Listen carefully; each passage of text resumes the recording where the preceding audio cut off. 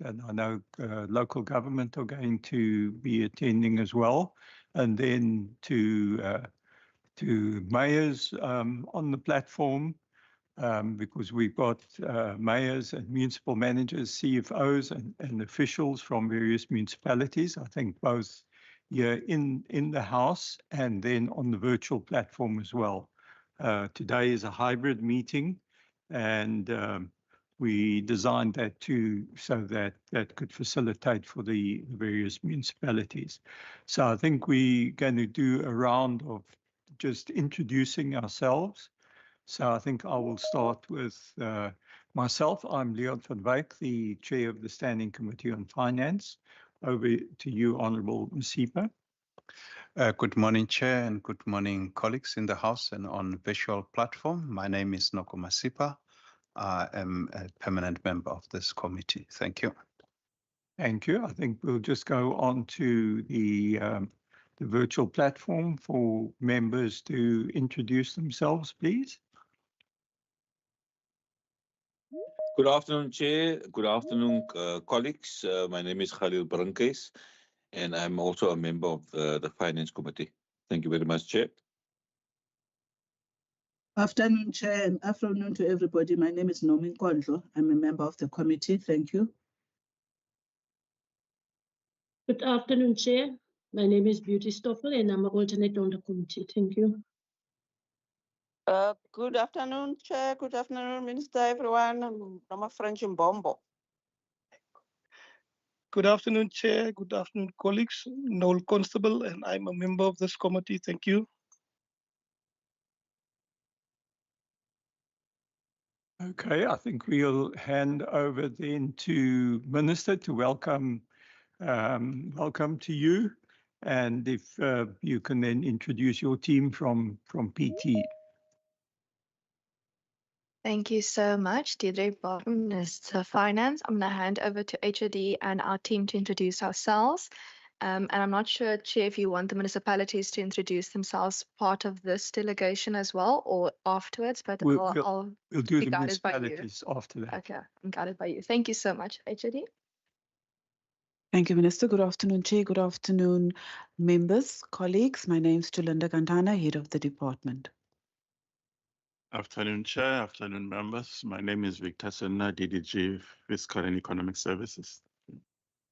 Good afternoon, Chair and members. Isaac Smith, Asset and Governance from the Provincial Treasury.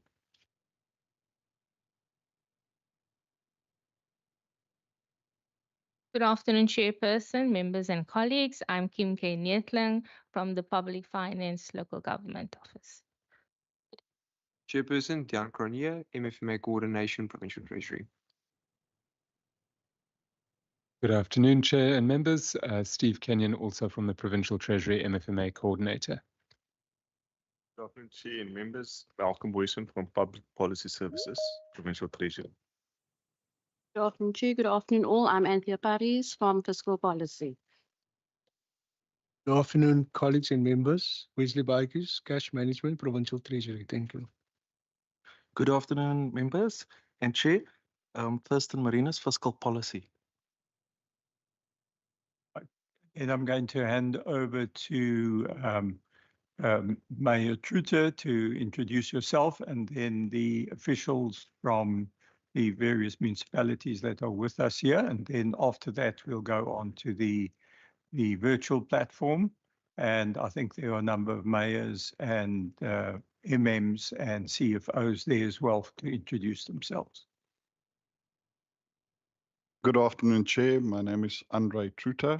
I'm from the beautiful Saldanha Bay Municipality, and I'm joined by my colleagues. And I just want to say good afternoon to everybody online and to the honoured members in the House. Thank you very much.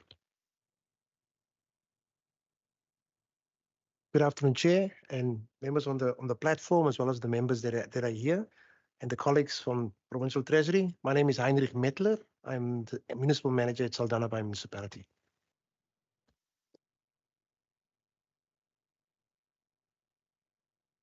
Good afternoon, all. I'm Theodore Williams from Saldanha Bay Municipality, representing the Chief Financial Officer in his absence. Thank you.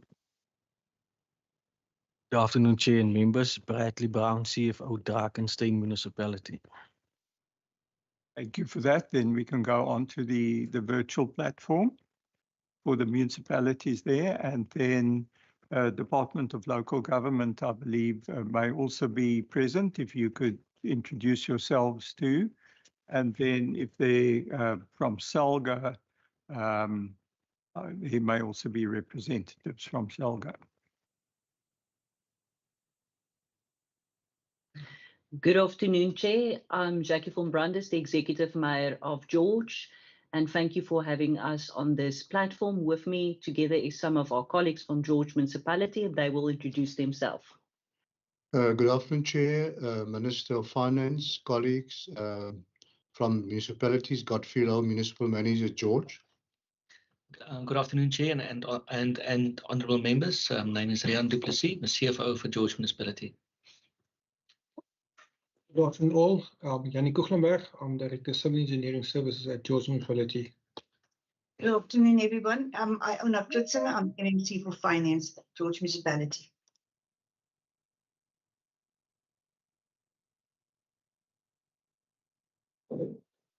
Good afternoon, Chairperson. Amira, stop it. Good afternoon, Chairperson, all members of the Standing Committee of Finance. Good afternoon also to our Minister, Deirdre Baartman, all members of the Standing Committee, as well as all mayors present. This is Mayor Jeremy Vasser from Stellenbosch Municipality. I will be joining this engagement with our CFO and our Senior Manager Financial Management Services, who will be introducing themselves. Thank you.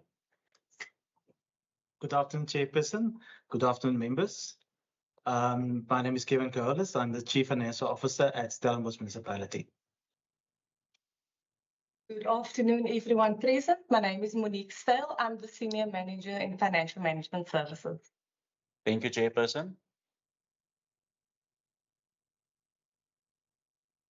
Good afternoon, Chairperson. It's Grant Cohen, the Speaker from the Overstrand Municipality, and I will ask our officials to introduce themselves. Thank you, Speaker. Good afternoon, Chair, members and colleagues. My name is Dean O'Neill. I am the Municipal Manager at the Overstrand Municipality. Good afternoon, Chair and members. I'm Bernard King. I'm on behalf of the CFO of Overstrand Municipality.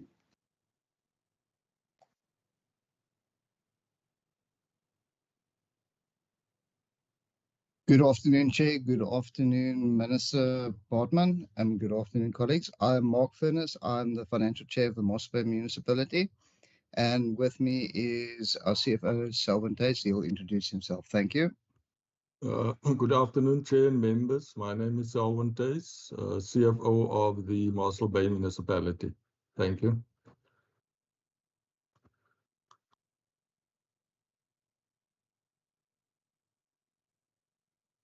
I'm just checking, are there any further members on the virtual platform? Good afternoon, Chairperson. All protocol observed. I'm Loison Jamela. I'm with Salga Western Cape Office, responsible for IGR. Apologies for Councillor Pint. Thank you. Afternoon, Chair, Mr. Honourable members and colleagues. I'm Corrad Paulson from the Department of Local Government. Good afternoon, colleagues. I'm Yusuf Abrams from the Department of Local Government. Good afternoon, Chair and colleagues. Faisari, Department PT, Accounting Services.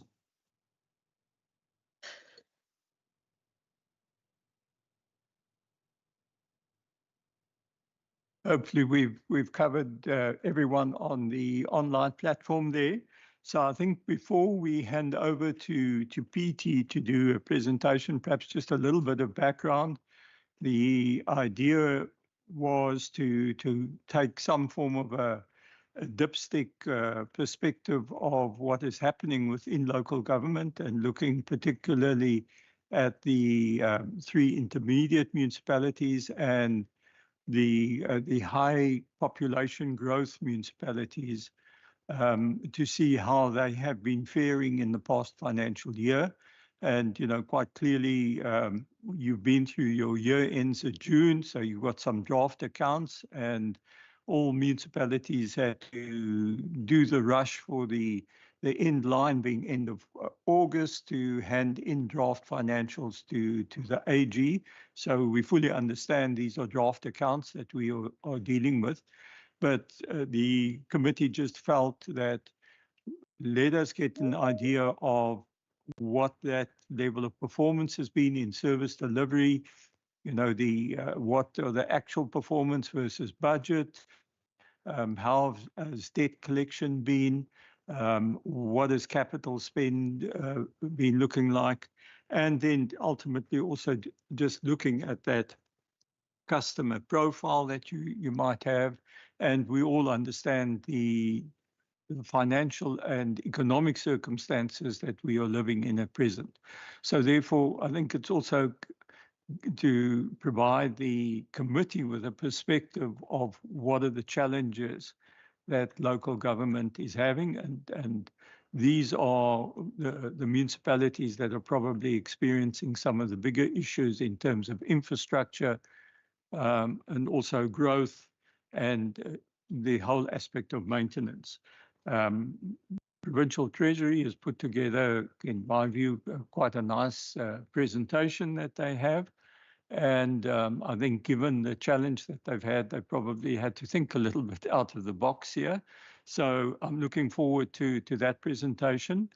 So we'll, as members, we're going to listen to the presentation, take notes, and then we'll give each of those 6 municipalities an opportunity, about 10 minutes each, just to perhaps highlight some of the issues that have been raised, also their challenges. And I know Saldanha were first out of the block in sending in a presentation, so they can bat first afterwards. And I see Stellenbosch has sent one through, so Stellenbosch is number 2, and then we'll follow through the other municipalities alphabetically. So over to you, Minister and HOD. Thank you. Thank you so much, Chairperson, as well as for the background regarding the dipstick perspective. I think in this regard, the committee might want to consider inviting some of the other municipalities as well. I wouldn't want others to feel left out. And yeah, I'm referring to like the Swartlands and the Issaquahs and so on that might also want to come and brag about some of their achievements and some of those particular opportunities. Chair, firstly, just want to say thank you so much to our municipalities in person as well as online for being with us, as well as our sister Department of Local Government, because on this type of work, we do work with one another. The particular data, evidence, information you will see is evidence and data straight from the municipalities that we pull from our municipalities. And we also do this work in collaboration with DLG as well as with the National Treasury in this regard. And a lot of the information you will see in our presentation is also a result of the increased use of technology, both from a provincial treasury and national treasury perspective that we've been using. So it's quite nice to be able to show what technology can do now in terms of pulling that information. I also just want to note that a lot of the information you will see is not new information. We have to legally table this information in the provincial parliament in terms of the ATCs.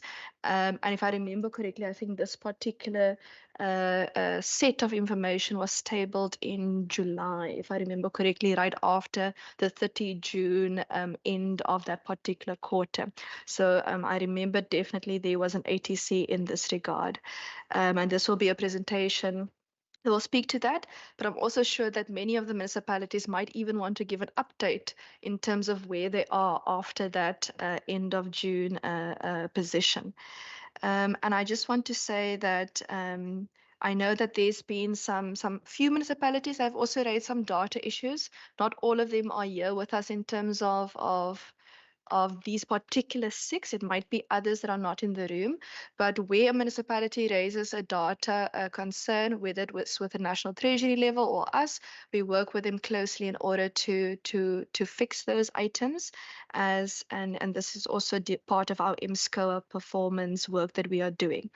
In terms of what we'll be presenting, it obviously deals with the municipal financial performance overview, the pre-audited outcomes. So there might have been differences between the pre-audited and the audited outcomes since, and the transversal challenges. But I also want to put it to the committee and our team in the PT and DLG and the municipalities. It's not just about the transversal challenges. It's also now moving forward about the transversal opportunities that we see as a collective within our province. I'll hand over to HOD and our team in PT to start with the overview. Yes, and I'll be back at the question and answer session. Thank you. Thank you, Minister. Maybe before, just to indicate to the committee that we will form a little bit of a tag team, and that what we're about to present, we've verified that with the affected municipalities as per in terms of the brief that we've received.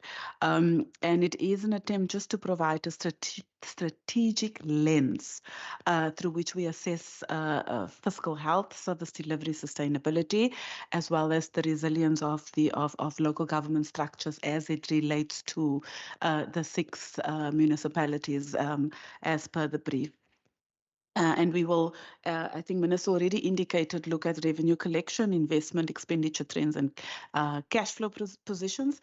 And I think it provides valuable insights into identifying areas of strength, but also in terms of shaping the support and oversight strategies that will guide us moving forward. So I'm going to ask Victor just to start, and then he'll hand over to his team to take us through the rest of the presentation. Thank you, Chair. Thank you very much, Chair and members and Minister and HOT. I think as Minister has already said, what we are going to touch on is at a high level, just give context in terms of some of the reporting obligation for municipalities in terms of the MFMA. And then I will just touch at a high level in terms of the financial performance. And as Chair has correctly said, we are using pre-audited outcomes. So it's a draft, like the Chair said. And we did share the presentation with municipalities just to confirm the accuracy of the information that we are presenting. Just to provide context, Chair, we start the presentation in terms of outlining the financial reporting obligations of municipalities. These are some of them, where we are showing that in terms of Section 71 of the MFMA, municipalities have got an obligation to submit a monthly budget statement information to the mayor. So this is the responsibility of the accounting officer. And from our side, as the provincial treasury, we use these reports to identify municipalities that are at risk in terms of financial crisis. So it serves as an early warning for us to be able to get a sense of the challenges or the progress in terms of finances from municipalities. And then the other critical report that we wanted to just highlight is the Section 52 reports on the responsibilities of mayors, that requires that the mayor must table on a quarterly basis report on budget implementation as well as finances to council. And then Section 126 relates to the submission of annual financial statements by the accounting officer to the AGSA by the end of August. And then Section 127 then details that or clarifies that the annual report must then be tabled to council by end of January, that is 7 months after the end of the financial year. So, Chair, in the main, our reports or the information that we use as provincial treasury, we mainly extracted from the M-score, which is the system that municipalities report on. And then the next slide is just at a high level. It provides summary in terms of financial performance based on the pre-audited outcome for 24-25. I think overall, Chair, the 6 municipalities are performing well when you analyze the pre-audited outcomes financially. And I'm looking at the issue of revenue collection. I'm looking at the issue of cash reserves as well as other indicators. So starting with revenue performance, I think the observation is that most of the municipalities have performed above the 95% norm. So it's a commendable progress that municipalities have made.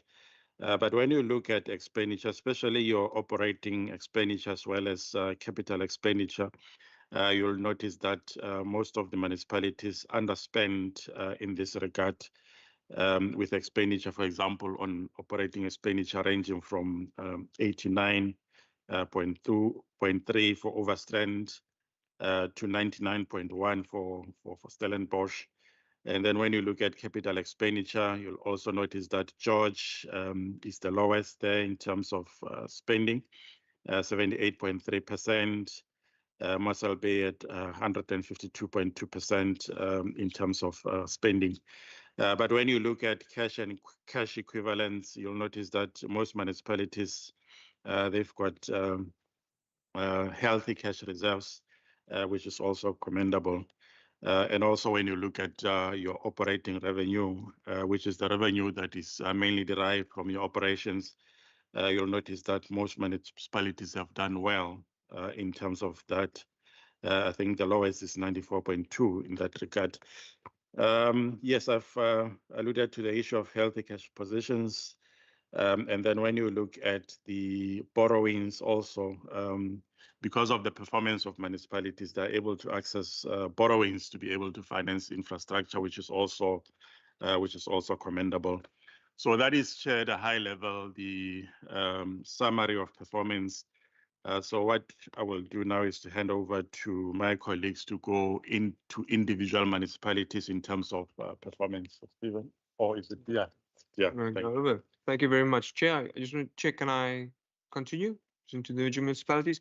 Chairperson, as my DDG indicated, we're going to do a bit of a tag team, so we're going to hop between the various municipalities in terms of who's going to cover what. I'm going to take slightly longer than the others just to stand still to navigate the committee through what we do see on the slide at the moment. It's a bit small there for my eyes to see, so I'm going to refer to my own deck here in front of me. So Chairperson, I think on the top left just shows you an overall performance in terms of the three primary financial health indicators: operating revenue, operating expenditure, and then capital expenditure, the column to the furthest to the right. So by way of illustration, CFO Brown, Drakenstein is first. I'm going to use that as a bit of an example today. You can see in terms of overall revenue, firstly, maybe just to point out, Chairperson, you can see the two blue lines that shows the overall performance for the municipality. Now, the close correlation between financial years actually reflect on very well or meticulous planning in terms of being able to maintain a certain set of revenue and expenditure parameters. On the overall, maybe just focusing on the bottom line, 2024-25, because that's obviously the period under review. The municipality slightly, as you can see there, 102.5 over collected in terms of its overall revenue. I think, Chairperson, when you started out, you mentioned the strong population growth that these municipalities today, that are here present here today, are experiencing. So the increase in collections can, in point, be attributed to increased in consumption, population growth. Maybe just to also indicate then the close correlation between the operating revenue and the expenditure. Chair, you will note that on the furthest right to that screen, it shows the trends, the movements. That's basically year-on-year movements. And by year-on-year, we refer to the actual expenditure, not the budgets. So when we talk about year-on-year increases, the very top one refers to the revenue. You can see it correlates to that revenue bar graph at the top. It shows that there's a 13.3% increase in overall revenue and a 9.9% increase in operating expenditure, which can mostly also be attributed to that NERSA price increases in electricity. So the municipality would buy the electricity and they'll pass that cost on to, and they'll recoup that essentially through the sales. So that's why you'll see a close correlation between the revenue from electricity service charges and bulk purchases as an expenditure item on the operating budget side. The municipality, as you can see there, the chairperson, sorry, just to note that 95% is the norm for these three parameters. The municipality, in terms of operating expenditure, just cleared that norm, but and the CFO, I'll allow him to indulge you a bit on that later. The municipality places, Drakenstein in this specific case, places a very strong emphasis on innovation, operational efficiencies, and cost containment to drive that down. So the fact that it's just on the benchmark is actually a big component for the municipality, so that reflects nicely. In terms of capital expenditure, again, above the 95% norm at 98.5%. Out of interest to note, Chairperson, that the M12 period when it finalized and then the pre-audited financial statements shows that, well, that the M12 level, the actual expenditure was 96%, and now it's been reconciled to 98.5. So the closer that those two figures are to each other actually just shows again how carefully the municipality is planning, meaning that the recons take place as and when the expenditure incurs. But to do a bit of a quicker dive into the operating revenue on top, and as I mentioned, no specific concerns there. Maybe just to shift down to show you, Chairperson, that at the bottom, when we refer to the capital expenditure, the big purple block shows how the municipality is amongst the various functional areas applying its capital budget. In Drakenstein's case, CFO will unpack that a bit later. Paul wastewater treatment plant, a large beneficiary of the BFI funding from national. So that's a very strongly the budget, the overall capital budget is strongly weighted towards sanitation, or rather the wastewater function. That's why it dominates that block. In terms of then asking the question, how does the municipality fund its capital budget? That small little pie graph at the bottom showing capital revenue sources, transfers 80% and internal funds 19.6%. The municipality at the moment, there is no borrowing contribution to the overall capital budget. The municipality did historically have a rather high, maybe that's putting it lightly, a rather high gearing ratio. That has been maintained over the years, and CFO, if I'm not mistaken, they anticipate to maybe in the outer years borrow again. But let the municipality maybe comment on that. So Chairperson, can we go to the second slide, please? I mentioned the ability of the municipality to collect. So what the committee would see on the left-hand side is an overall view of the debtors. So I see this, we omitted that one figure.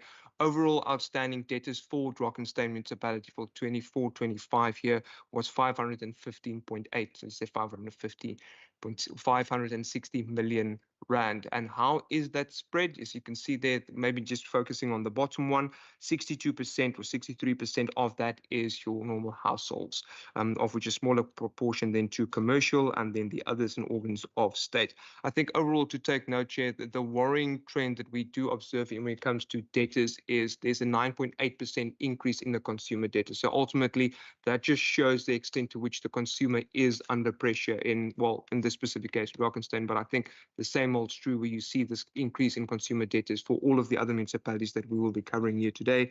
The year-on-year increase for households specifically was 12.3%.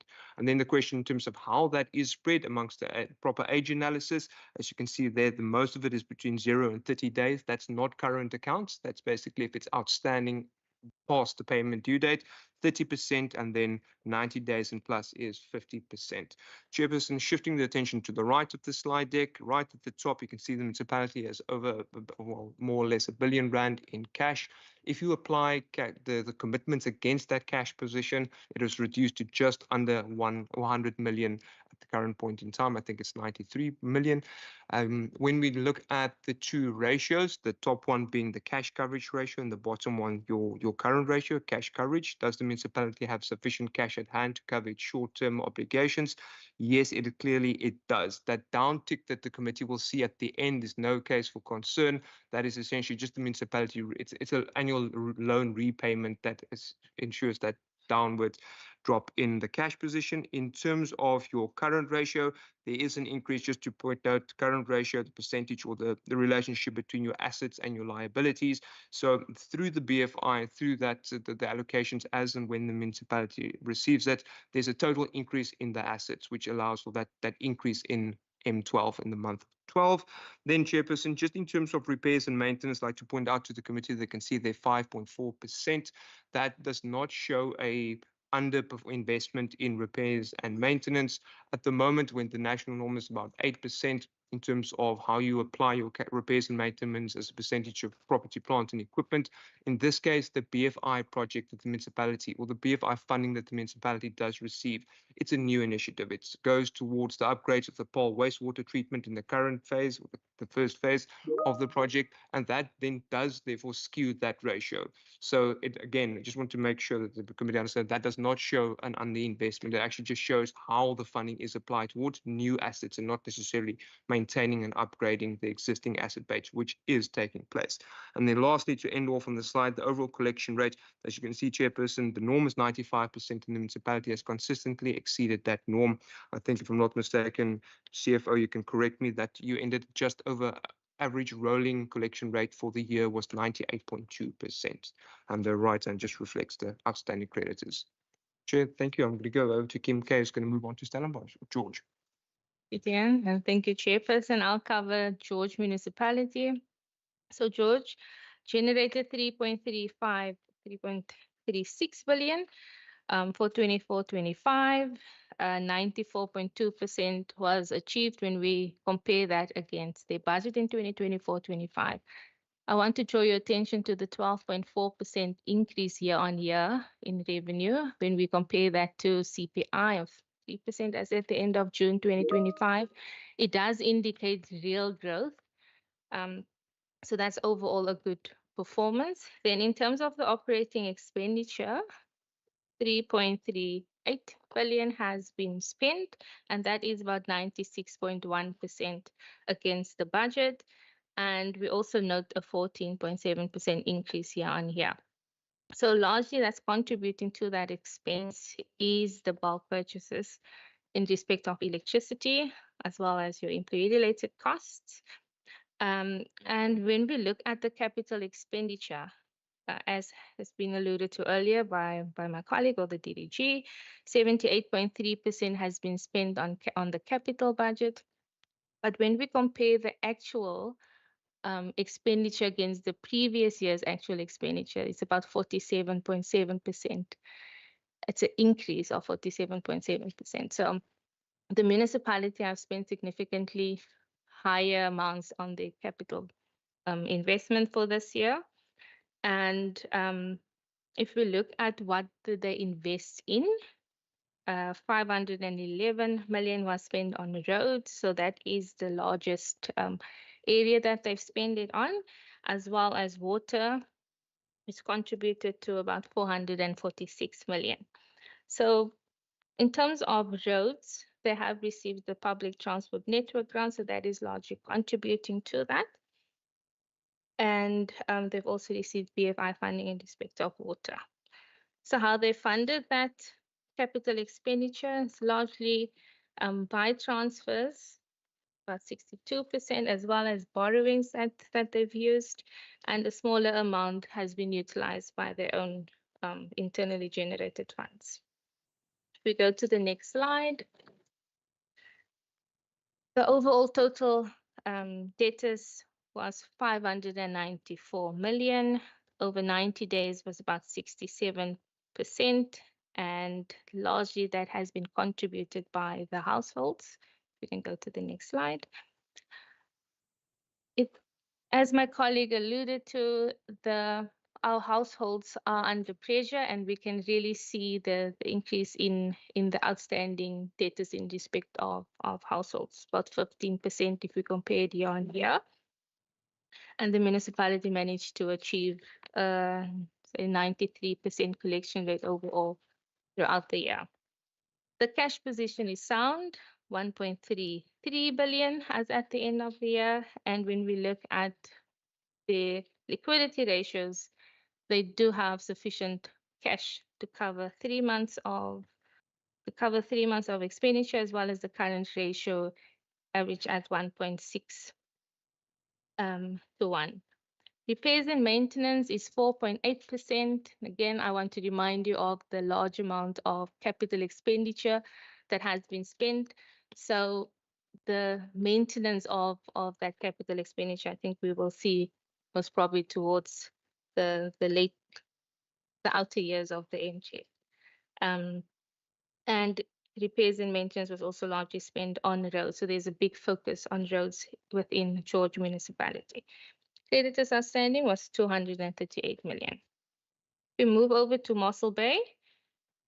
They have generated, the next slide. Oh, yeah, we're there. Generated 1.72 billion. They've achieved 99.3% of the total operating revenue budget, which is way above the norm, close to 100%, so that's good. And they've also, in terms of their year-on-year performance, they've managed to increase that revenue by 9.4%. If you look at what contributed to that revenue, it's largely service charges of about 1.07 billion. The operating expenditure was achieved at 96.3% against the budget, and the contributing item is also bulk purchases electricity, which also contributed to a year-on-year increase of about 10%. The capital expenditure shows 152%. I must indicate a disclaimer because that amount will be corrected. I think in terms of the data strings there, that is a bit of an error.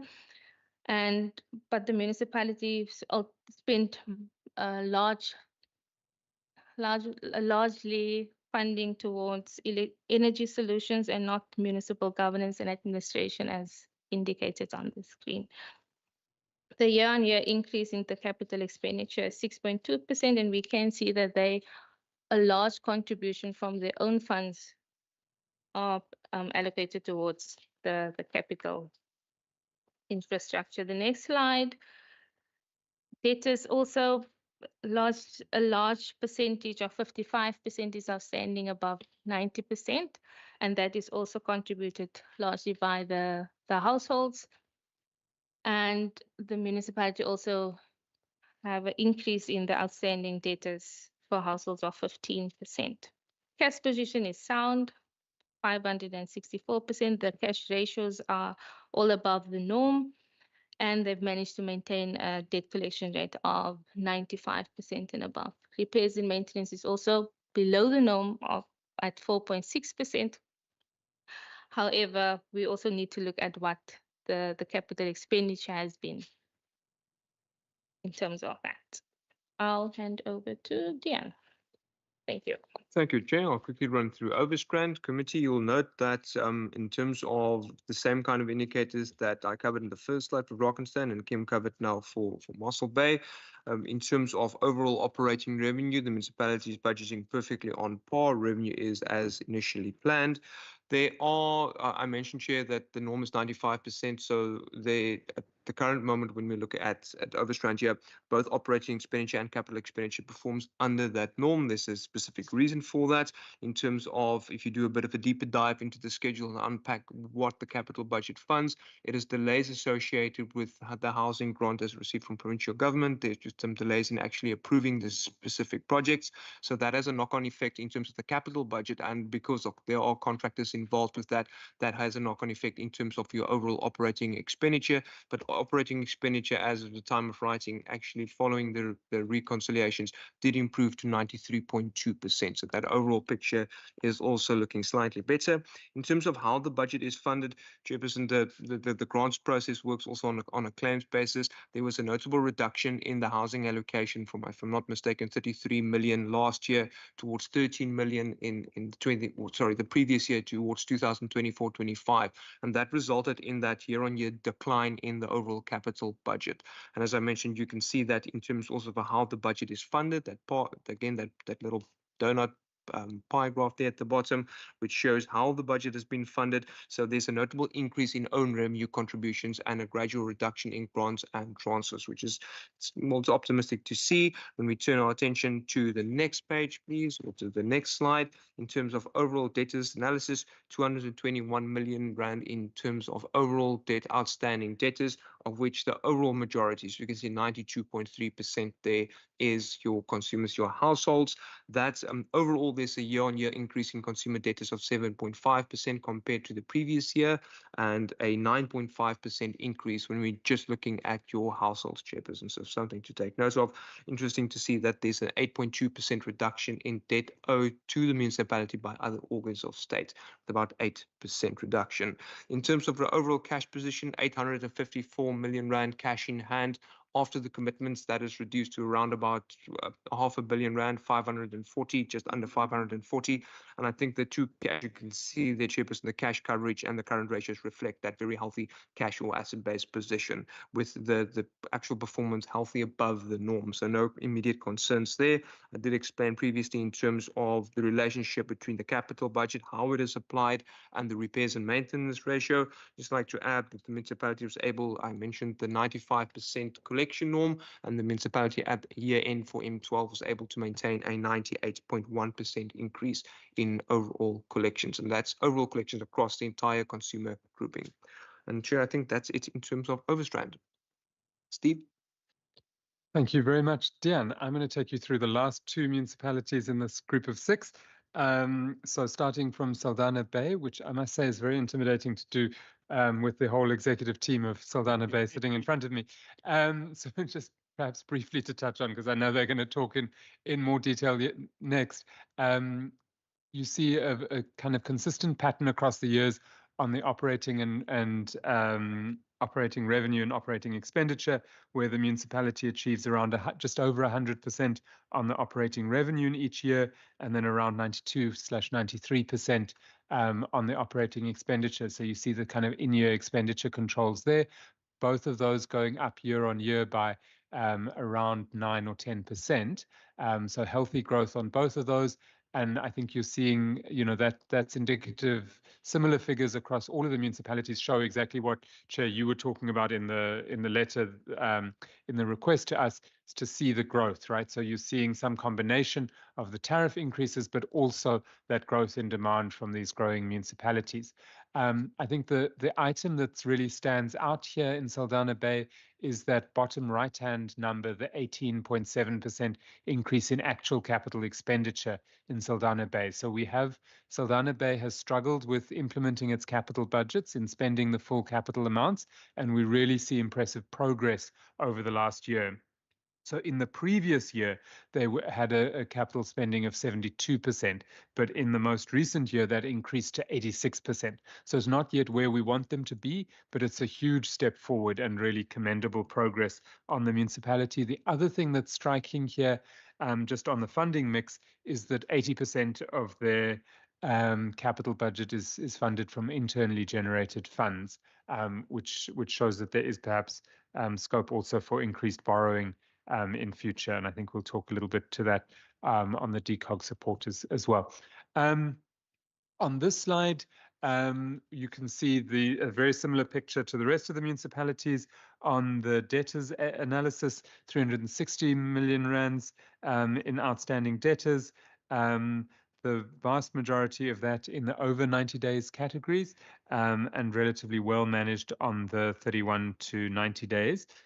Commercial debtors account for a somewhat larger proportion than in most of the other municipalities, reflecting the economic base of Saldanha Bay and the commercial activity there. And cash coverage and current ratios, although some fluctuations through the year, both comfortably above the norms throughout.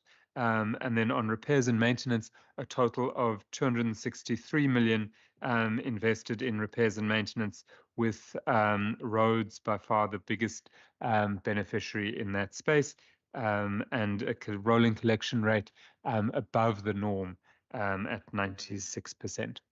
Then I'm going to turn to Stellenbosch municipality.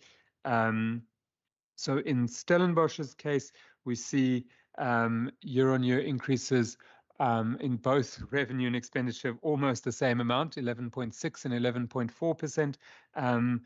Our total operating revenue of 2.6 billion, operating expenditure of 2.45.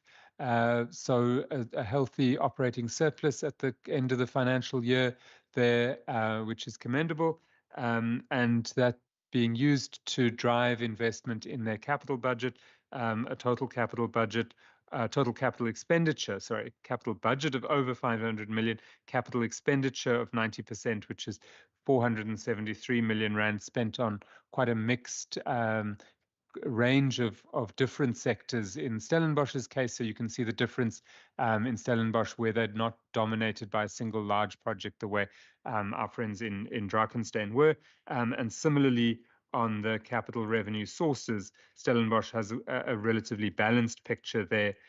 It's not exactly a third between each of them, but a healthy mix between transfers, borrowing, and internally generated funds. And then on this last slide, for Stellenbosch, we show again the debtors, that slightly higher proportion of households in Stellenbosch.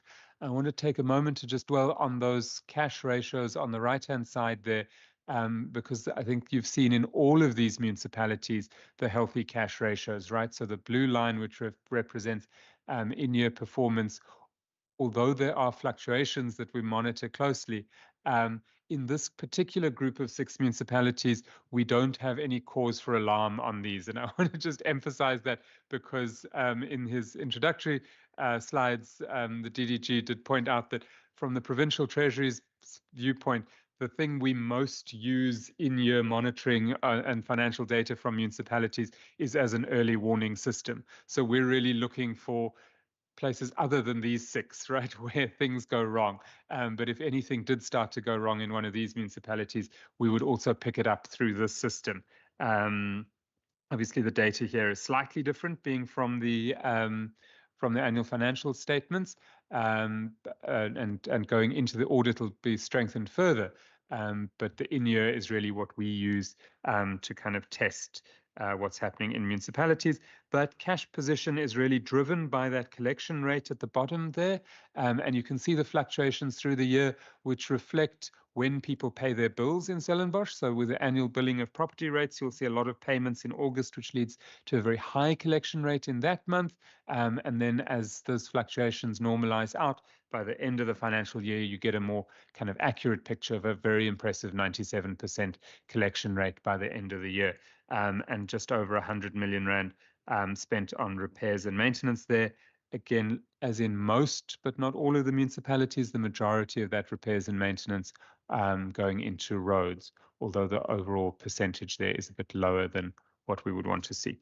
Then the request to us asked us also to speak briefly to challenges facing municipalities, and we've just highlighted a few here. We could do an hour more on challenges facing municipalities, but just particularly related to this group of municipalities, I think we acknowledge the constrained local government revenue model, and particularly the increases in the local government equitable share that in recent years have increased below the rate of population growth plus service charge increases.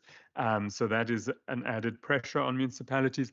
There have also been significant cuts over the last decade to infrastructure conditional grants. And then there are obvious pressures on own revenues as well, which are led by that second item, the pressure on consumer affordability. So all our municipalities are very cognizant of the fact that although they have to charge cost-reflective tariffs, what consumers can afford is very constrained, and that impacts the sustainability of services, which is also impacted by changes in the market as well, particularly in the energy sector, with more clients going off grid, changes the kind of business model. And I think also the prevalence of disasters and the increased disaster risk that municipalities face also puts some of the sustainability of past business practices at risk. Droughts being an obvious example in the water case, but equally kind of floods and the damage that causes can be severely disruptive. And we saw that particularly in the case of Overstrand, with significant damage to their infrastructure a year or so ago. And then the escalating costs, particularly the input costs that are outside of the control of the municipality, the nationally negotiated wage agreement means that costs on labor, which is, as you would have seen from the earlier slides, on the operating expenditure, either the second biggest or in some cases the biggest cost driver in municipalities. And then the other big cost driver is bulk purchases, which is mainly from Eskom, which also grow, well in excess of any other cost in this space. So those really drive and put a lot of pressure back on that consumer affordability. And then lastly, just the need to respond to the capital infrastructure needs, which is very closely linked to the growth, and our need to support them there. Chair, I feel like I'm shortchanging this discussion, but I want to point you to this publication, the Western Cape Local Government Budget Performance Review, which we've provided a stack of to the committee as well, which is based on this is from beginning of the year. It's based on last year's pre-audit outcomes. We're busy preparing a new edition, and this gives a much more comprehensive assessment of the kind of financial position of all 30 municipalities in the province. So just lastly, and I'll go through these very briefly, I won't speak to all of them. We want to touch on the Provincial Treasury's response in terms of the monitoring and support that we provide. And we'll also just talk, in the interest of time, I'll also just talk to the slide from the Department of Local Government. So we have a wide range of forums. Intergovernmental relations is key to how we support municipalities, from the CFO forum, accounting forums, SCM, etc., technical engagements, workshops, revenue management masterclass. It's a myriad of different forums. We also have flagship focused engagements, the strategic integrated municipal engagements, both on the strategy and planning and on the budgeting side, and then the technical integrated municipal engagements, where we benchmark the municipalities against technical measures and provide guidance and support to them there. We provide support for growth through publications of economic intelligence, including the MERO, which I think the committees were familiar with, and then our work in supporting alternative and blended finance. We provide enhanced oversight, and I think we've touched on some of our oversight work that we do already in the presentation. There is also intensified support for those municipalities where things go wrong, and we'd highlight there particularly our support for those municipalities under intervention or with unfunded budgets, although we're pleased to say we've moved those municipalities either into financial recovery plans or off their unfunded budget positions. And then we're always engaging in the policy reforms both at a provincial and a national level, and particularly at the moment engaging with the local government fiscal framework review. I was at a workshop in Johannesburg yesterday as part of that process, so we're very actively involved in those matters. And then the Department of Local Government similarly has a wide range of bespoke fora as well, particularly I think to highlight here the municipal infrastructure engagements and the municipal property rates engagements, which are quite practical and focused forums.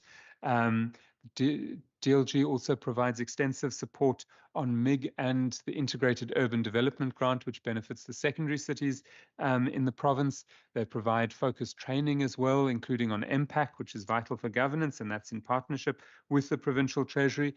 I said we'd mention CIDAF as well. So CIDAF is a DLG-driven project, which is aiming to expand the scope for borrowing and concessional finance, and also extend the tenor, the period over which municipal borrowing can be taken, which we hope will make it cheaper for municipalities to borrow to invest more in future. They also provide enhanced oversight, particularly in the water space, and including an early warning dashboard in that space.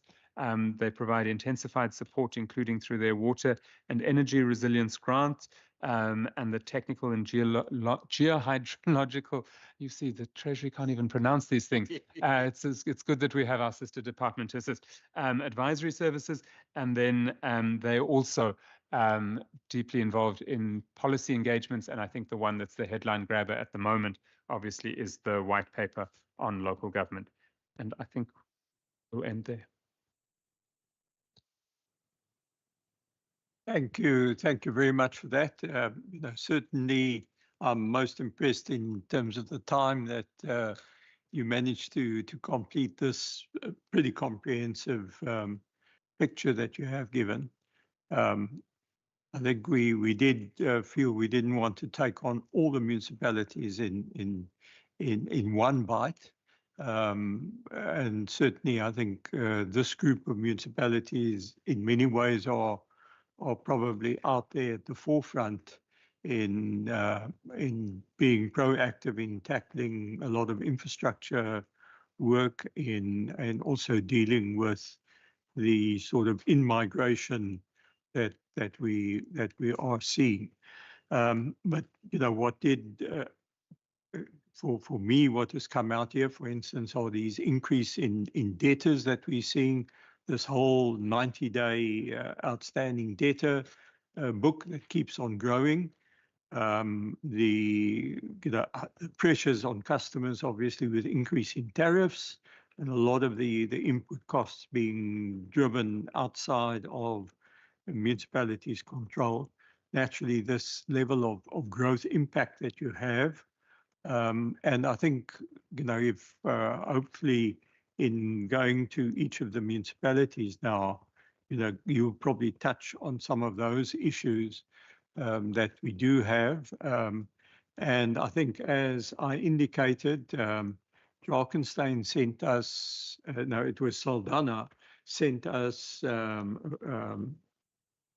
their presentation. So we'll let Saldanha bat first, and then Stellenbosch after that. And then, as I said, we'll take you alphabetically thereafter. So Saldanha, you have the first bite at the cherry. If you can perhaps just keep your comments perhaps to about 10 minutes so that we don't go home too late today. Thank you.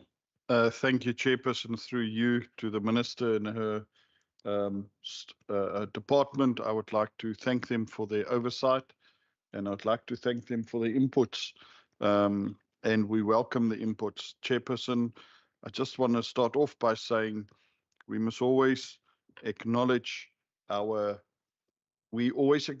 collection rate, but we forget to mention that we've got a culture of paying, and we must give honor back to our citizens that is in that culture of paying. Of course, a culture of paying is very easy when good services are received. So it is a reciprocal relationship. What is worrying me, Chairperson, is the rising cost of living on our consumers. The Honourable Minister was in the energy meeting with me where Eskom promptly told us that the administrative mistake, which they have to correct, the consumers will have to bear of the first year correction being 33%, Chairperson.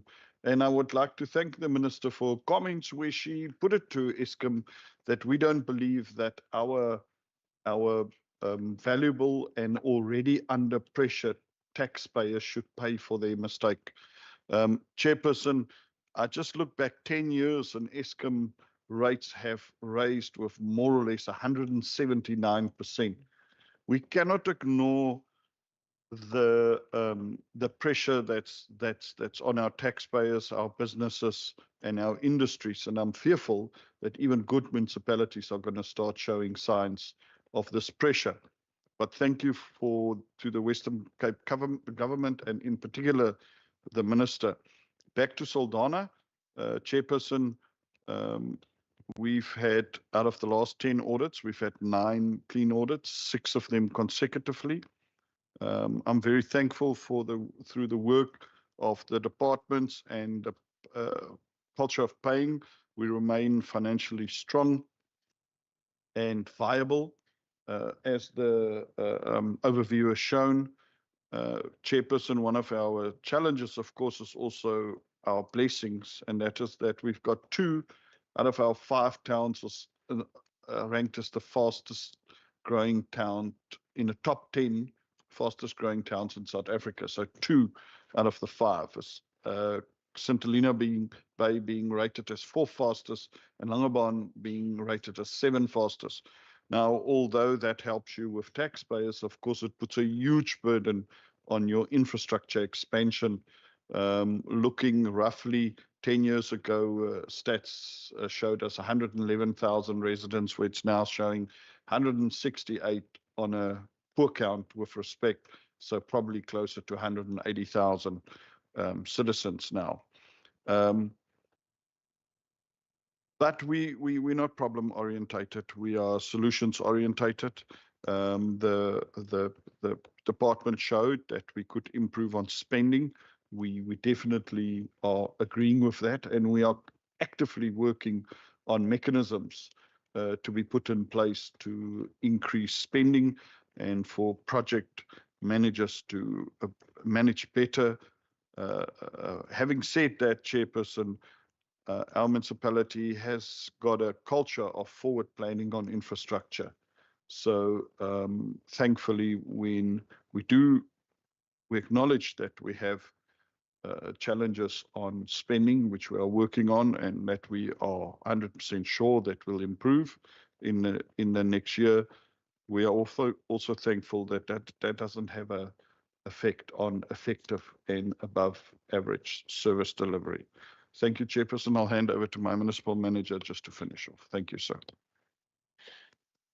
Okay. Thank you, Chairperson. Thank you, Mayor. All protocol observed. Let me just start with regard to our presentation, which I've sent through. I just want to highlight a few points. Just with regard to our electricity revenue, we have found that in terms of our actual revenue that we have gathered, we have gathered about 7 million rand less than what we have planned. Just a moment, Mr. Mettler, would you like us to flight that? You can if you want to, but it's not necessary. And Okay, let's see if we can flight it. You can continue.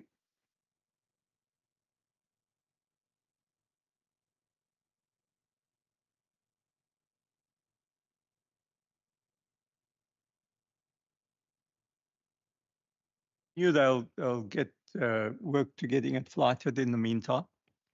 Thank you, Chairperson. Just to a few lessons that we have learned from our revenue that we have collected through the years. That with regard to electricity, we have seen that more and more people have moved away from our electricity provision to. So with regard to revenue, we can pick up 7 million rand less than what we have budgeted for. With regard to water, we have found in terms of the revenue that we have budgeted for, that we have actually received more.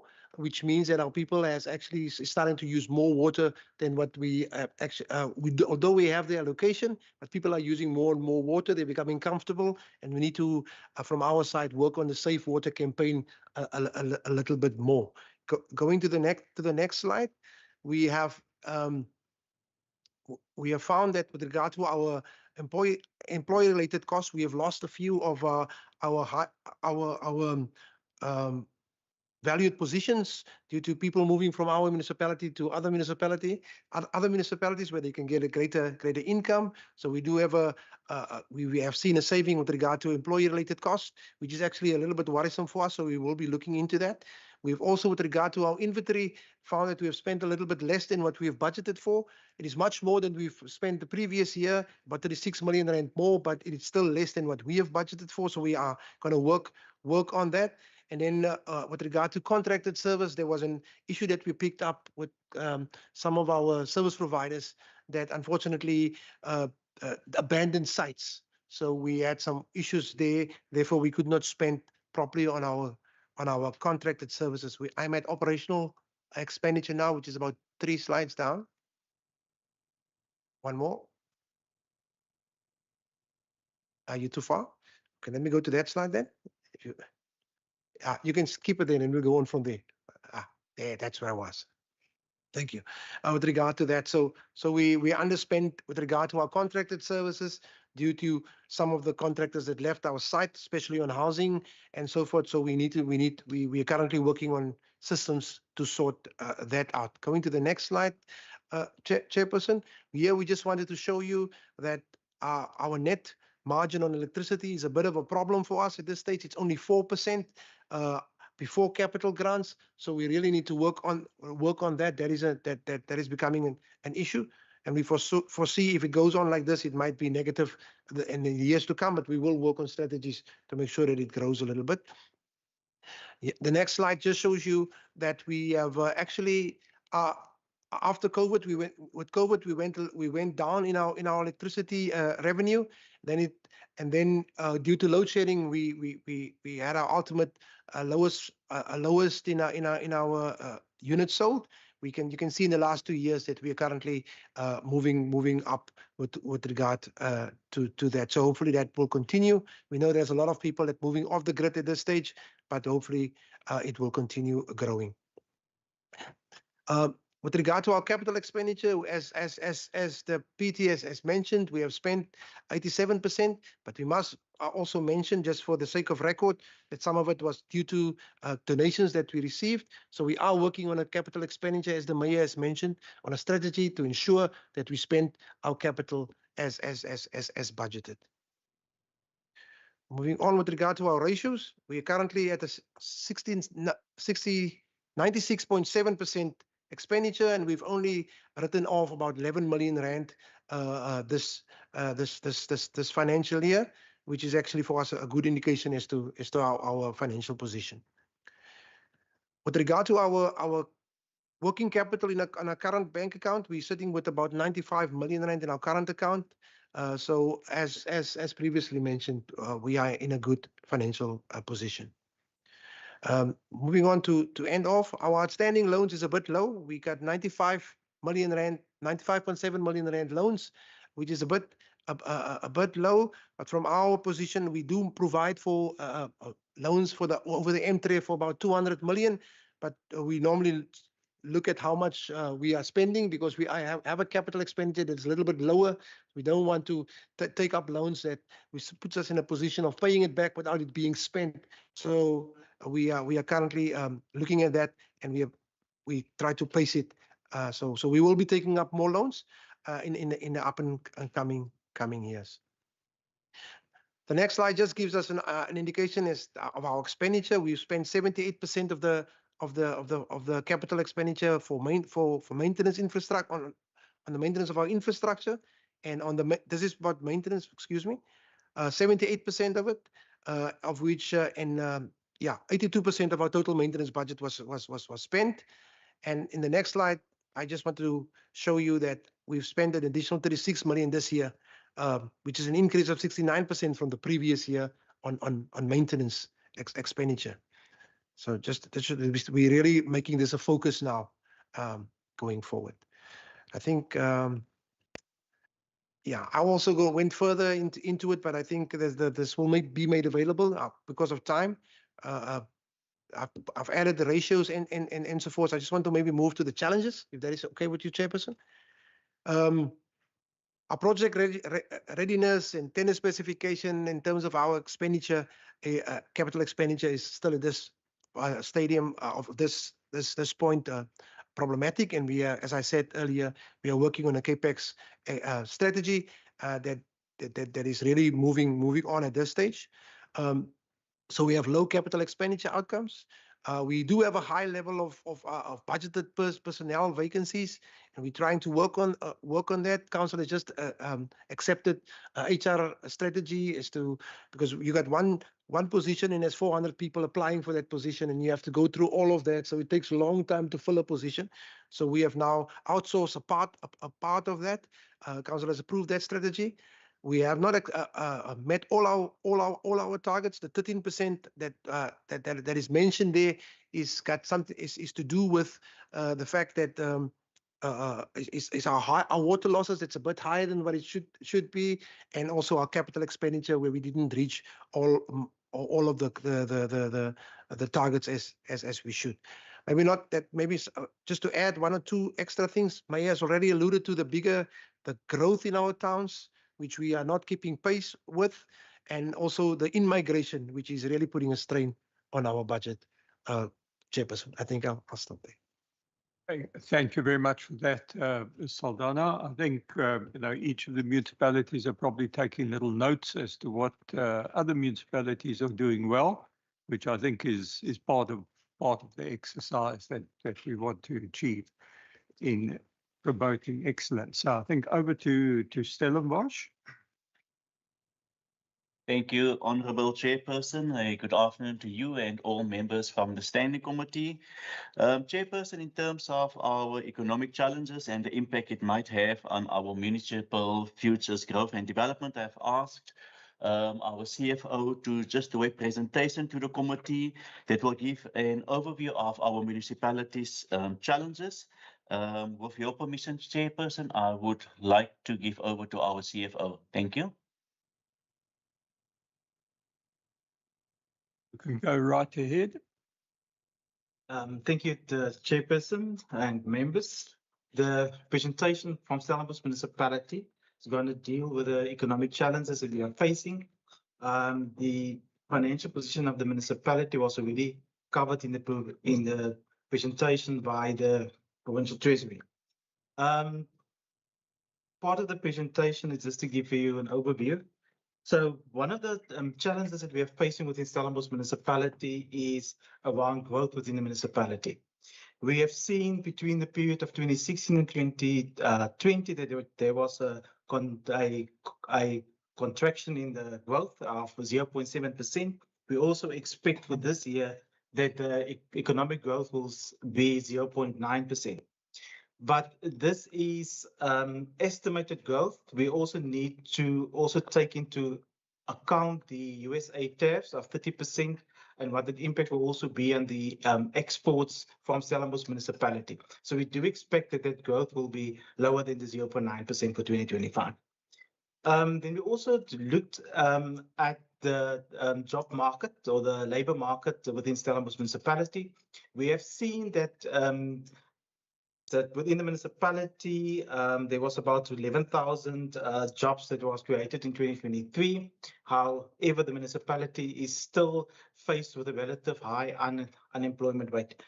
When we also to sit with the challenge that we also got a lot of pressure that is put on housing development within the municipality.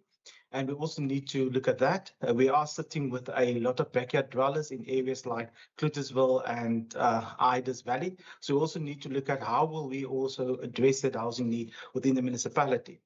Then the economic inequality, as we also know that the income between the different households within Stellenbosch municipality. We also get households with very high income, and also get households or very poor households within the municipality. So we also needed to look at how we'll also be addressing those challenges within the municipality. Then what we've done, Chairperson, is to look at what mechanism we can use within the municipality to address these challenges. We also understand that we can't address this over a 3-year period. So what we have done is to look at our capital expenditure framework. Capital expenditure framework looks at a very long term. It looks at a 10-year period. And the capital expenditure framework is also part of our spatial development framework. So in our capital expenditure framework, we've looked at the infrastructure investment that's needed within the municipality to generate growth within the municipality. As part of the infrastructure investment that we've considered over the 10 years is the upgrading of our roads infrastructure, our electrical networks, and also investment in roads or transport projects and infrastructure projects, and also the expansion of our landfill site. We've also looked at what we can also do to also assist our small businesses within the municipality. So we also looked at the development of LED hubs, and that is to also support our SMMEs. When it comes to job creation within the municipality and skills development, we will also be investing in training programs for residents, but also training programs for our small businesses. So that we will also be doing over the next 3 years. We will also be providing 100 million rand on our EPWP program. And this 100 million rand is funds that we will contribute to these programs. So this is not grant funding that we receive from the national department, but this is own funding that the municipality will use. Then we've also sit with the big need within the municipality when it comes to the housing need. So within Stellenbosch municipality, we have a big housing need for our on the lower end in terms of low-cost housing, but there's also a bigger need in terms of affordable housing or for the gap market. So we also needed to look at how we will be addressing that gap market within the municipality. So what we have identified is one of our major projects. It's called the Adamtas Corridor project. The Adamtas Corridor project is also linked to the inclusionary zoning policy that we also got in place. Within that policy, we require the developments that will take place within the Adamtas Corridor to provide 30% of those units to the gap market or to the affordable market. Now, this is quite a big project for the municipality because within the Adamtas Corridor, we are looking at about 10,000 to 12,000 units. And with this project and also with the policies that we've got in place, we expect that that will address the need for gap housing within the municipality. But the Adamtas Corridor is quite a big project. It's a project that will take more than 10 years to complete. And for that, we've actually decided that we need to have a phased approach given the amount of investment that is required. So we are currently busy with phase 1, and phase 1 through phase 1, we expect to create about 1,000 units for the gap housing market. But the concern that we also have with the Adamtas Corridor, because it's not just municipal services and municipal funding that we need. We also need funding from the provincial and national government. We've also indicated as one of the fiscal risks to the municipality is the reduction in the grants that we receive from the provincial and from the national government. Part of these projects that we're also busy with is also delays that we are experiencing, specifically getting approvals in place from the Department of Labour so that we can commence it on some of our projects. So that's an area that we also need to address. We have indicated that one of the mitigating measures that we're implementing is to better plan our projects with earlier start times. And then we've also indicated that there's also a delay in negotiations with landowners. But that is also one of the issues that we're also addressing within the municipality, and that mitigating measures is also part of the presentation. But what is very important is the grant funding that we need for our road infrastructure for the Adamtas corridor. And we also would also just like to illustrate what the impact of the Adamtas corridor will be on the growth for the municipality as well as the jobs. So the next slide, Chair, just deals with the economic impact of the Adamtas corridor. As you can see from the construction phase that we're currently busy with, we are looking at impact on the GDP of 15 billion. We're looking at a household income increase of 6,655 rand, and also the impact on jobs that will be created of 72,424 jobs that will be created. In the operational phase of this project, we've also estimated that the impact on the GDP will be more than 7 billion. The impact on the household income for the municipality will also be 3,399, and the impact on the jobs will be 34,205. This is just to illustrate the importance of this project, but also what it will also contribute to the growth within the municipality. And therefore, one of the challenges that we really need to look at is how do we as a municipality get access to the grant funding specifically for our house infrastructure that is needed. Thank you, Chair. Thank you very much for that. I think that has given us a perspective on what is needed from an economic development point of view. I think if we can then move on, and now I'm going to be checking my knowledge of the alphabet. I think it is Drakenstein, I think, is next in terms of alpha precedence. You can go ahead, Mr. Brown.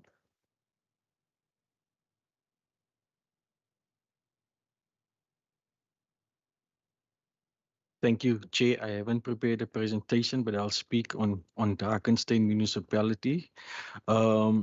We have come far this past 5 years. In 5 years back, Drakenstein faced liquidity challenges, and there was a big financial turnaround. At that stage, what started out as a regionalization strategy moved to a competence-based strategy. And we can confidently say, based on Ratings Africa independent report 5 years back, our financial index score was 32 out of 100. It's now 65 out of 100. And you can clearly see from the financial ratios as indicated in the report, the progress that Drakenstein has made. In terms of audit outcomes, 5 years back, we had internal communication audit findings from the Auditor General totaling 44. Last year, it was 6. We aim for 4 this year. In terms of recognition towards Drakenstein, we've recently won the Municipal Innovation Recognition Awards for our indigent management system. That was awarded by SALGA nationally and the University of KwaZulu-Natal, where the normal indigent basket rate is in the region of 850 rand. Drakenstein basket is in the region of 1,400 rand. Last year, we won the award for best secondary city in the country based on good governance. And on the 12th of September, we won the Service Excellence Award awarded by the Premier, and we were the only secondary city that has won that award. So now we are in competition with ourselves, and we need to maintain that standard, Chair. Chair, we operate in a complex environment. In the case of Drakenstein, our population is 311,000 residents. We have about 85,000 households. We have 33 municipal wards, 65 councillors, and 44 informal settlements. Out of the 85,000 households, we have about 16,800 indigent households. Of that over 16,000 indigent households, about 8,500 will remain indigent households. The reason for that is we have a 4-tier indigent management system that is divided into 4 categories. And all that 8,500 are pensioners, and they fall under category A. So we will never get below that 8,500 indigent households. We have our capital expenditure that is currently at 98.5. The reason for that is we have internally implemented our BET system, where budget assessment teams every year, starting in October, senior directors and senior managers must come and bid for the budget, and that budgets must be project ready in terms of our procurement plan. That's why we can reach that target of 98.5. Next year's target is 100% that we've set for ourselves. In terms of operating revenue, our operating expenditure is at 95.8, and the reason for that, Chair, is just open some of my documents here. You can just give me.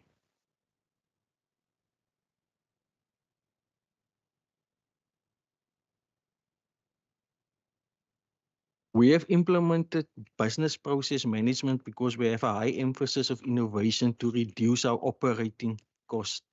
Service delivery is still at the forefront, but we see how we can reduce costs. In terms of challenges that we currently have, we have high water losses in the region of 23% that we're busy attending to. We have challenges in the area of refuse removal. So if you look at the macro environments that's impacting on our environment, national funding, I foresee, will decrease as the national government's 2 biggest expenditure contributes at this stage is the wage bill and the interest and the redemption on external funding.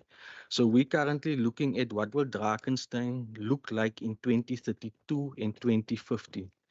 And that emphasis, in our view, is growing the local economy to reduce our dependency on government grants, and we have a high emphasis on long-term financial sustainability. So that is some of our challenges currently that we have in Drakenstein, and some of the things that we see is that we need to reduce poverty traps.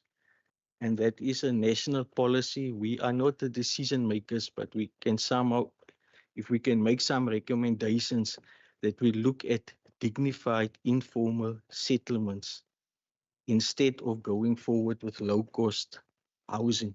And that is some of the recommendations that we have from Drakenstein side. Chair, that is all from my side. Thank you. Thank you very much for that. Thanks to all of those presentations right now. I think we now move along to George. Thank you, Honourable Chairperson. All protocol observed. I want to thank the Minister and, of course, Province for the presentation and for the Standing Committee the opportunity to engage here with you today. Now, as you all know, George had a huge population growth in our census. It was over 53% population growth, and this is reflected in our capital expenditure. As you saw on the slideshow, it was a 47.7% increase year-on-year capital expenditure. It shows our administration is doing a fantastic job at spending, but we must also reflect the real stats. Now, we did send a presentation through. There it is, and I'm going to give over to my CFO just to go into the details. Rian, please go ahead. Thank you, Executive Mayor. Good afternoon, Chair and committee members. Yes, what we try to just capture is the main points of what has been driving George Municipality over the last couple of years. And as the Mayor mentioned, the high growth rate that we've seen in the population has given us some good things, but some bad things as well. There's a lot of challenges that came with that. So the in-migration has led to an explosion in the residential property values, where we saw a growth of over 90% in the residential property values in the between the two valuation rolls. We did the last one in 2023. So that offsets the balance between the high income households and the low income households, and it makes the gap much wider. So if you bring back the perspective we discussed a little earlier of the high cost of living, that also shows in the debtors and the debtors collection rate. And so we embarked on a process 3 years ago to try and get the credit control back in line with accepted norms, and that also went through to the indigent policy and the way that is applied. And we've now arrived at a position where we can, with confidence, make changes, because we can see what the impact has been. The high cost of living that we've seen in the last couple of years, especially with the impact of load shedding and post-COVID, has put the strain on many households where normal municipal rates and the tariffs have become almost unaffordable for a large portion of the population. So to find the right mechanisms to balance the load, so to speak, between those two groups or those various groups has been what we've been focusing on. And it's not an exact science, but we've made some changes in this financial year to try and compensate, to bring the standard of living for lower income households to a higher level, but then also making sure that we can cater for the growth and the expansion needs that the town has. So the expenditure growth that we've seen in our capital expenditure is mainly driven by the bulk finance for infrastructure grant that we received for the water purification works for which is the main water supply for town, and we've managed to now expend most of that money. But between the beginning of that graph and the end of that graph, there's a 798% growth in capital expenditure without a reciprocal increase in staff numbers. So it's actually been quite a phenomenal effort by the team, and we have learned quite a few lessons from there. Like Stellenbosch also alluded to, the need for a capital expenditure framework has become very evident, because as you go into that kind of skyrocketing capital expenditure, it's very hard to bring that back down once the grant funding is done. And now to get the balance point of what should be our normalized level for capital expenditure is where you need the help of the experts. So our capital expenditure framework takes also a 10-year view for 10 years down the road, and we do that with the long-term financial plan as well, where we try and put the two together to tell us what is affordable, what is needed, what's necessary, and then it works out what is the amount that we can borrow, and to not exceed what is affordable, and to stay within the 45% margin that National Treasury prescribes. So our borrowings has likewise picked up quite a lot in the last couple of years, but we are not aiming to exceed the accepted norms. But it was quite necessary for us to catch up with a lot of backlog on the infrastructure, and also to enable projects for the future. There's still massive need for infrastructure projects. Some slides we'll get to later on. But basically these deal on the wastewater treatment side of things, and making sure that we can get some additional raw water supply. Currently we only have the main dam that is being used for raw water supply, and so that becomes quite a problem when it doesn't rain. We're quite dependent on that, and then offsetting that with alternatives is very, very expensive. So we're looking at solutions there as well. And then in terms of our spatial development, as most towns, same as what Stellenbosch spoke about, there's the need for housing and the need for development in all the various categories of housing exceeds what we can cope with currently. So to keep up with the infrastructure needs of that kind means that, yes, if there's grant funding lying around, George is happy to accept it. Then in terms of just the issues with the upper limits gazette system, it is created quite a challenge for a lot of municipalities, but especially in George's case as well. Because of the grading of the municipality, in our director's post, we're looking for an NQF 8 qualification. becomes quite difficult to attract the right kind of individuals with that kind of skill and qualification and experience when the Gazette forces the appointment at a minimum level. And that's been a struggle for a lot of the municipalities, but for us as well. And then with the municipal staff regulations, that's one of the reasons why our expenditure showed that we've underspent, but which is probably a good thing, because the rolling out of the new structure has got a lot more complicated with the municipal staff regulations. So it takes a lot more time, and therefore the vacant positions were not all filled. But if we're able to get the job done with less staff, then that is not a bad thing. But it also means that it does hold back some of the growth in getting some of the services that we'd like to get going. So we can't get that done as fast as we would like to. On the next slide, there's a particular issue which is not unique to George, but it's probably a nice problem to have, but it's quite a difficult problem to deal with. In the last 2 or 3 financial years, we've received quite a lot of additional grant funding, and that happened quite late in that particular financial year. So you would find out by May or March or April of that year that you're receiving, in this case, 505 million, or the year after that, 250 million. The year before that was 237 million of additional grant funding that is going to deal with particular issues. Now, the first requirement of the grant funding is that grant must be fully committed by end of June, which is the end of our financial year, which is a significant challenge in terms of the supply chain process, which can take a while, but we managed to do it. Then the project programs for spending that money is multi-year projects. It is not from the onset. It's indicated that grant funding will take multiple financial years to get spent. That's the size of the projects. But National Treasury's normal view of dealing with rollovers has this concept called a rollover on a rollover, which is where you apply for the second year of the rollover, and that's usually declined straight off the bat, because the assumption is you didn't do the work, or you didn't get moving with getting the money spent. And that is not the case in these 3 that I'm showing on the slide, where we've accelerated the project program from 48 months to 32 months, but we're still having the very difficult conversation with National Treasury to say, but the projects was always going to take more than two financial year ends. Therefore, the rollover on a rollover traditional view of looking at things is not really relevant. So that's a unique problem that we're struggling with. We've got great support from Provincial Treasury. I think Stephen, his bald patch might have gotten bigger as he's helped us over the last year or 2. But we appreciate it very much. From National Treasury side, they expressed a view that if it is a legitimate commitment and the work must carry on, you cannot stop to work until you find out whether the rollover has been approved. That would be a 4 or 5 month delay in the project works.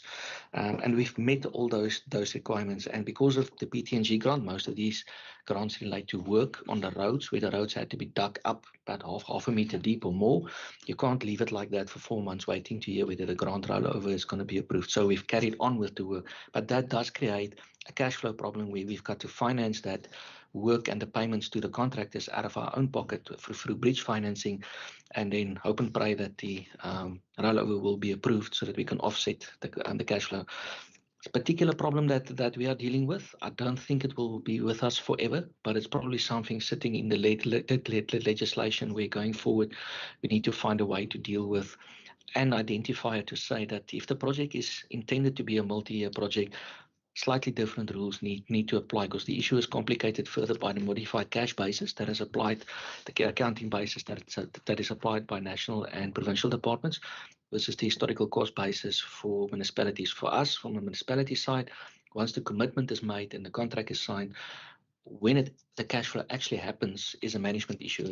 Shouldn't be a determining factor in whether the grant funding is retained or given back. So that's something we wanted to just bring to the committee's attention. Then on the next slide, just want to touch on some of the changes we've made in the current year. We've seen a declining trend in our the number of the indigent households that's registered for the benefit. So the impact correlates with the collection rate. The collection rate that was shown on the slides by Provincial Treasury shows us just about 93%. That's using strictly the formula that's applied in Circular 71. And we've been very diligent in applying that formula. But one thing that is pointed out to us is you can have huge fluctuations month on month once your annual rates are billed, the annual rates instead of the monthly rates, and then when that gets paid. And it really distorts and fluctuates on a monthly basis and even on a quarterly basis, the data and the reporting. So it's not really useful for making decisions. So we engage with National Treasury and some of our colleagues. So we've reverted to the same formula that's being applied, for instance, that Drakenstein uses as well, which is called the rolling average, which uses the average of the last 12 months cash collected over the average of the last 12 months for billing.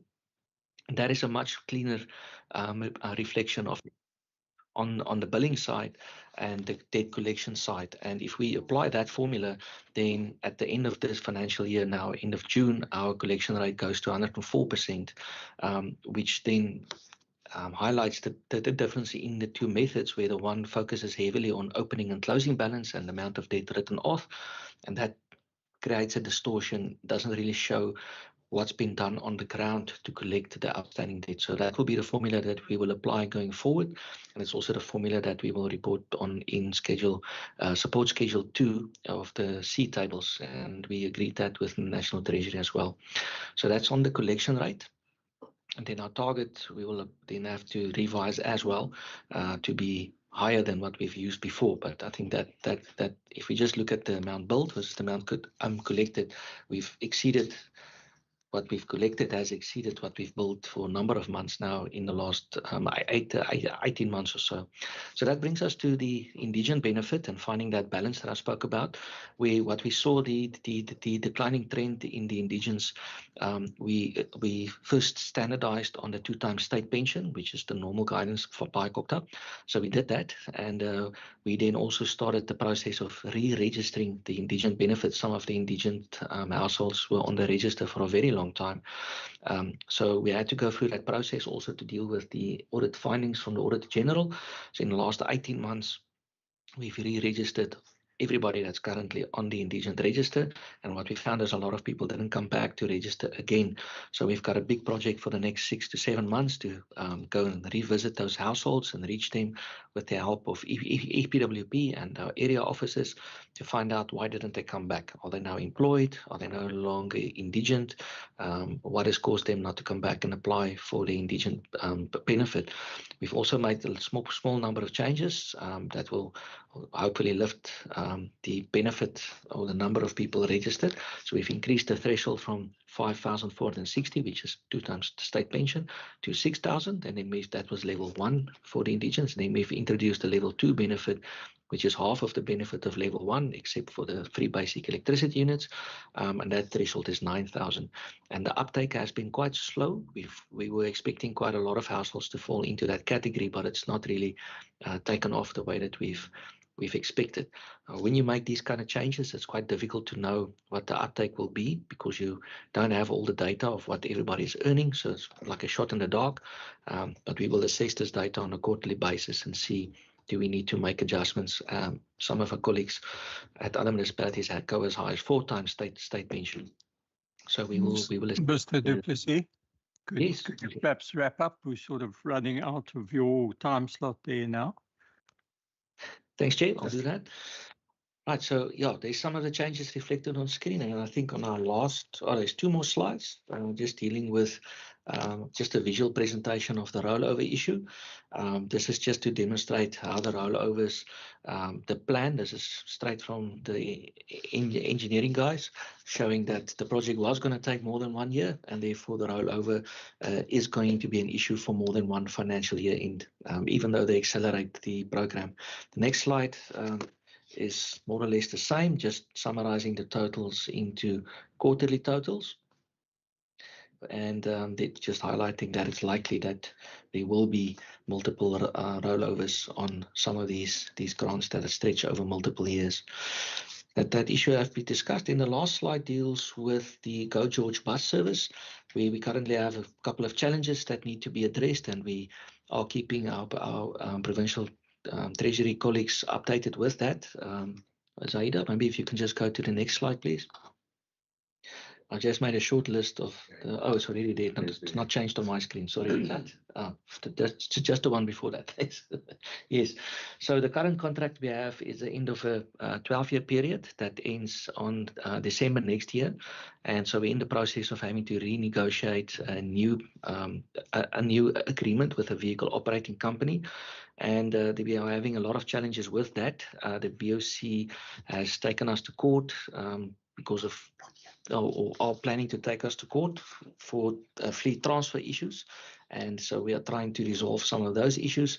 And so going forward, we will have to find a way to look at the affordability of the service, look at the way that the new tender is structured, and finding ways that we can comply with all the various requirements on the MFMA and the GRAP reporting and the AG audit risks that have been identified. But it is definitely a difficult issue that we are dealing with currently. And but we'll keep the committee updated on progress with these issues. Thank you, Chair. Thanks very much for that. I think there are a number of technical issues that are raised there, which I imagine PT will also look at in due course. We then move on to Mossel Bay and then followed by Overstrand. So thanks so far for everyone presenting. I think I'm just looking at procedural officer. Are we trying to raise get a Mossel Bay presentation? Yes, well, we'll deal with questions after the presentations. Okay, Mossel Bay can go. Okay, thank you, Chair. I'm going to hand over to our CFO, Selwyn Tace, who is going to do a verbal presentation. Thank you, Chair. Good afternoon, Chair. Good afternoon to the members and the Minister. Just some introductory remarks on the performance of the municipality.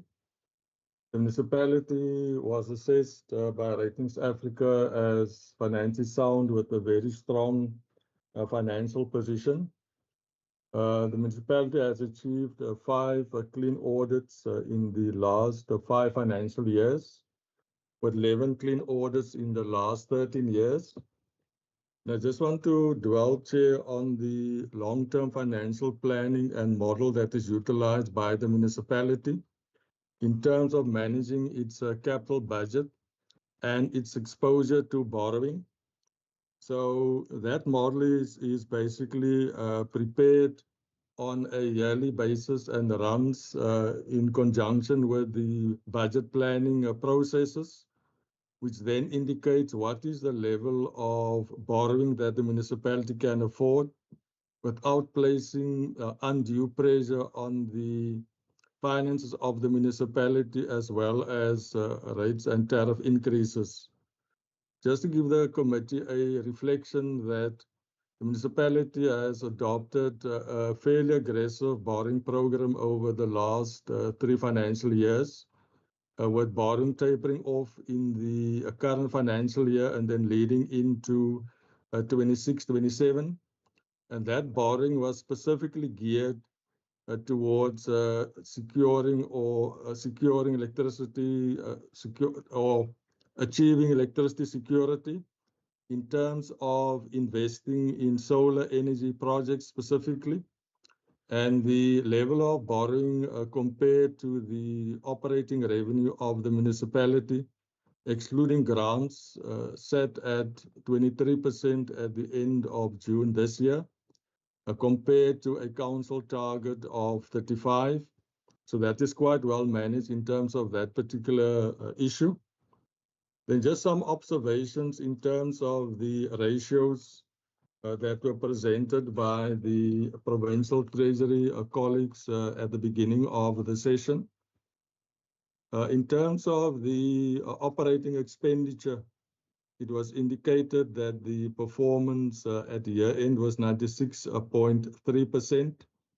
And there are two main reasons for that, Chair. The one issue is that in terms of bulk purchases, we purchased less electricity than what was initially anticipated at the time of approving the budget. And that was specifically achieved by managing the maximum notified demand in terms of making sure that the demand at any given point in time does not exceed that demand in terms of the arrangement with Eskom. So that achieved some savings in the budget. And then the other area was in terms of contracted services, in terms of driving operational efficiencies. And that also resulted in some savings. So that was a particular reason why that particular component of our operating expenditure was basically then less than anticipated at the time of approving the budget.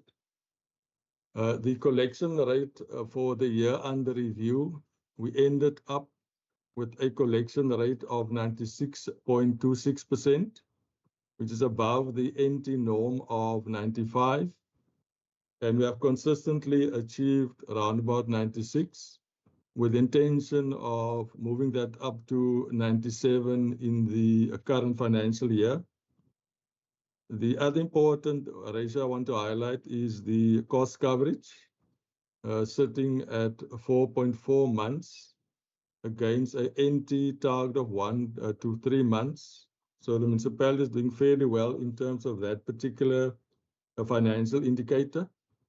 And then another important indicator is our exposure on the salary and wage bill as a component of the overall operating expenditure of the municipality. And for the year ended the end of June 2025, that percentage was 26% against a National Treasury norm of between 25 and 40%. So that exposure of the budget is quite well managed in terms of making sure that we keep that amount as low as possible in terms of the impact on our customers.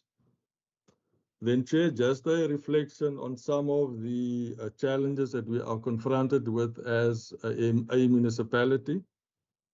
It sounded like Stephen caucused with me before the session because the issues I was going to raise here was very similar to what you raised earlier. One particular issue is the equitable share and the allocations to Mossel Bay and to local government in particular, not keeping track with the population growth, firstly, as well as a need to extend the provision of basic services. And we are of the view, Chairperson, that when you look at the National Treasury formula, where they assess the typical size of a bill for a indigent household, and how that then compares with the actual cost that a municipality incurs to provide free basic services. There's quite a disjuncture between those numbers and the actual cost of providing free basic services to indigent households. Just to give a reflection, Chair, that on the NT formula, the amount that they base the allocation on to municipalities is 609 Rand per month to provide free basic services to a indigent household. In the case of Mossel Bay, that amount is close to 1,000 Rand per month. It's also worth noting that the equitable share that is allocated to the municipality is fully and wholly allocated to the free basic services program. And none of that amount, Chair, is used to support the operations of the municipality. It's fully and wholly dedicated to the free basic services. The other important issue is the issue of the high bulk electricity tariff increases and the impact of that on the affordability of municipal budgets, municipal tariff increases for customers. And the effect of that, Chair, is to crowd out other expenditure initiatives because you are now spending more on bulk purchases, which has got an impact on issues like your ability then to spend at the required level in terms of maintaining your infrastructure. and at the same time making sure that you don't overburden the ratepayers and the taxpayers in terms of the increases that are ultimately passed on to them. So, Chair, that is in short the input and submission from the Mossel Bay municipality. Thank you. Thanks very much to you at Mossel Bay. We now move over to Overstrand, the last municipality, and then after that we can then take questions from members. Thank you. Op die sin ek nog klaar bepraat nou net.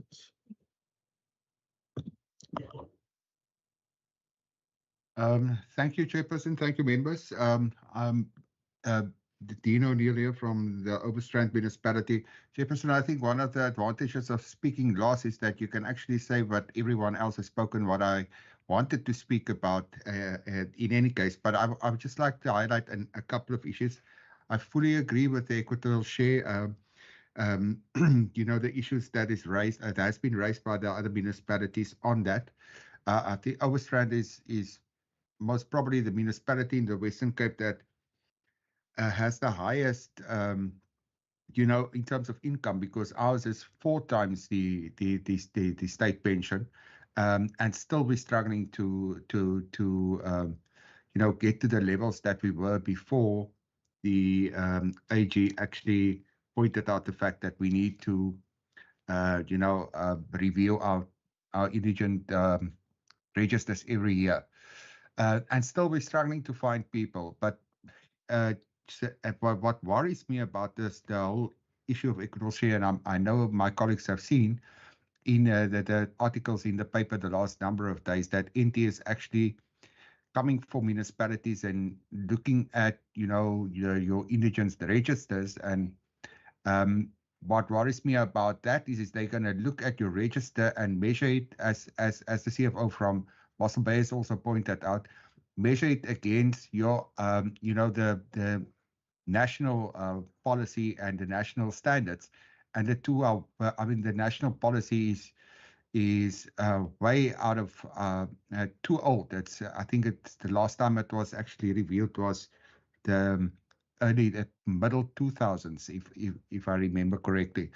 So if they revealed against that, there might be it might have a huge implication for the equitable share part of the indigent, the indigent part of the equitable share for municipalities, meaning that could be reduced, and that would have a really bad impact on the finances of some of the municipalities specifically. But that also speaks to what NT has also, PT has also brought out earlier, about the affordability of services. And some of the other colleagues have also mentioned that, you know, that has an impact on your, you know, the rate of collection, or your overall collection rate, because as people are struggling, the municipal account is the last one was probably to be paid. And we have difficulties specifically in areas where Eskom has a large number of distribution areas that with you know, debt collection, and also linked to that, the fact that we have cost of supply studies that we must implement, and we need to have cost reflective tariffs as well, and that is not necessarily affordable to a lot of our residents. The whole thing about water scarcity and the alternatives, you know, we're looking at desalination now. That is also very expensive. And you need to, once again, getting back to cost reflective tariffs, you need to put that cost through to your consumer. I think what Provincial Treasury has also worked towards, you know, the whole CDAF program, and looking at alternative funding models, because most of our infrastructure is aging. It needs to be replaced. That adds to the high unaccounted for water, or high accounted for electricity. So you'll see, in our case in Overstrand, we've really tried to push up our rate on the or the spending on the maintenance of our infrastructure. Also, the upper limits, the colleague from George has mentioned it. And Chair, this is really an issue for us. Currently, we have 3 directors or senior manager posts vacant. CFO is one of them. We've advertised a number of times. We are just not able to fill the post because of the low remuneration level as provided for in the upper limits. That's on the one hand. On the other hand, the upper limits are always promulgated late.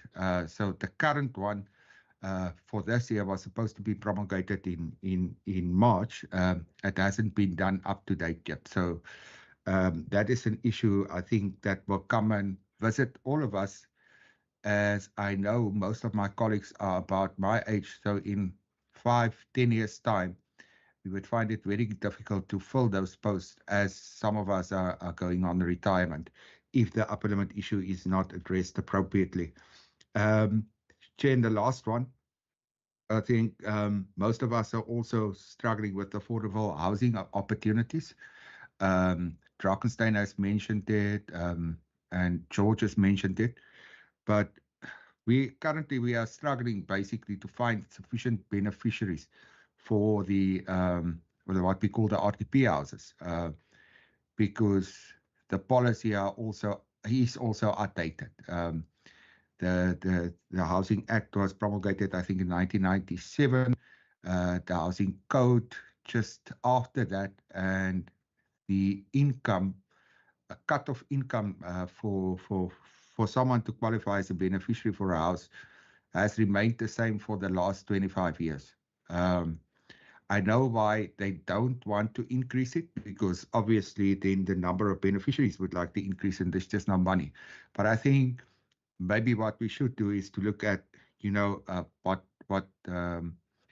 Stellenbosch have mentioned, is to look at those type of opportunities but then you need to find developers and provide land where you can actually implement policies like that, where a developer then, when he develops, he gives a certain percentage of the development to affordable housing opportunities. People are just not, that's why people are staying in the informal areas, because there's no other opportunities for them. And I think that's something that we really need to look at going forward. Chair, that's all from my side. Thank you very much. Thank you. Thank you very much to Overstrand, and I want to thank all of the municipalities for their contributions. There are certain threads that have come through in the comments that have been made to date, and the challenges and the issues facing municipalities.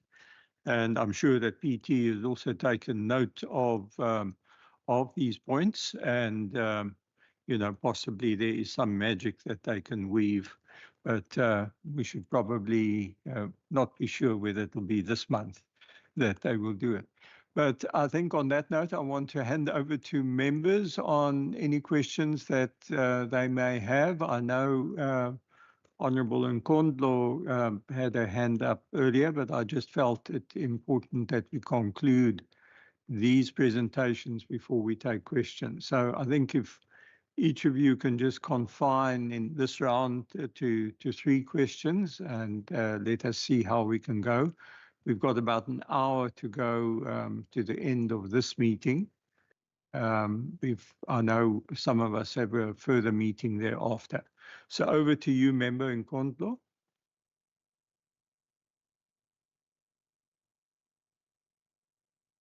Thank you, Chair. Before my questions, I just wanted to understand from you, actually, is there a rule that prohibits a member to ask a question during presentations? I don't think there's any rule as such. I think the only issue is when you have a fair number of presentations, you run the risk that the presentations will not all be done. So I see, Member Nkondlo, I don't know if you have any other questions, but I assume that Yes, was I your do. question. No, I do. Because we then have Member Masipa, and then Member I do, Constable, Chairperson. and then Member Stoffel. Chairperson? Chairperson, Go ahead. are you allowing me my opportunity to ask questions? Yes, I'm allowing it. Please, because Chair, don't preempt what I was going to ask. It was a procedural matter which is allowed in the rules. So I don't think you are supposed to preempt what I was going to ask, because there are a lot of presentations which we knew when we agreed to these meetings. So I'm pleading with you as a member that let's stick to the rules. My questions, Chair, I just want to understand from the first presentation from the Provincial Treasury that I'm actually wanting just to understand what would be the meaning, if the colleagues can explain, into just financial literacy 101. You know, what is a meaning of a cash coverage and ratio? And I'm looking at some of the ones in the municipalities that they've already, I think it was in Saldanha around March 2025, when one looks at those graphs, if maybe they can just explain, you know, and also in Stellenbosch, January 2025, the cash coverage, what would it mean if you read that particular graph? I think the colleagues were just too, they were speaking too fast, and also I think for me, I could not make sense of what it means. So that's the first thing I wanted to understand. My second question, Chair, is that if one looks at most of the municipalities, the 6 municipalities that are presented here, majority of them in terms of their debtors' age are all above 90 days. And I think all colleagues have indicated a challenge which this present of affordability of the households. And I'm trying to understand, both from Treasury and any municipality that would have been able to maybe to have a plan around this. What is it that is in the legislation, if it exists, or what municipalities are doing to actually cushion, you know, the cost escalation that actually are putting even more burden onto the households? Because if you are sitting with this particular reality of debt, you know, that is in the main above 90 days, it demonstrates, I think, the pressure which is in these households, which majority of them, or majority of the municipalities, you know, depend on. So I just wanted to understand if there is anything, you know, that, or any plan, you know, around that particular specific issue, including perhaps SALGA, if they could come into this one. The last one, Chair, is that when also I pick up from especially the municipalities that are raising the issue of in-migration, I'm struggling to see the correlation between that as an observation of a real problem that has been happening for some years now in the municipalities, and also looking at what in the capital expenditure of what is it, including in the maintenance. I see what you, in the graph there, municipalities generally are spending their capital expenditures on road, you know, and other things. So where is it where we're able to see the infrastructure spend responding to the numbers, you know, of the populations that are actually flooding into these different municipalities, in as far as the budgets, you know, that the municipalities are utilizing to ensure that you are preparing for this particular growth. So it's just one thing that I just wanted clarity. Perhaps I missed it in the presentation, in reading the information presented to us. Thank you so much. Thank you, Member Nkondlo. I'm going over to Member Masipa now, and then Member Constable, Member Stoffel. Thank you, Chairperson. I must also just maybe start by commenting the presentation of Saldanha municipality, as covered quite extensively. One can actually follow the money in terms of their presentation, and obviously the Western Cape government as presentation. Thank you very much, Honorable Mayor. I don't have a question around Saldanha. I'm able to really work around my presentation.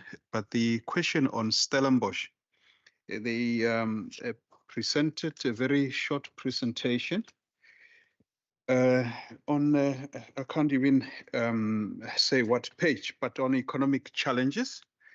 Point number one, they talk about the growth, economic growth, estimated economic growth at 0.9. Is that the economic growth of Stellenbosch, or is it economic growth of the country?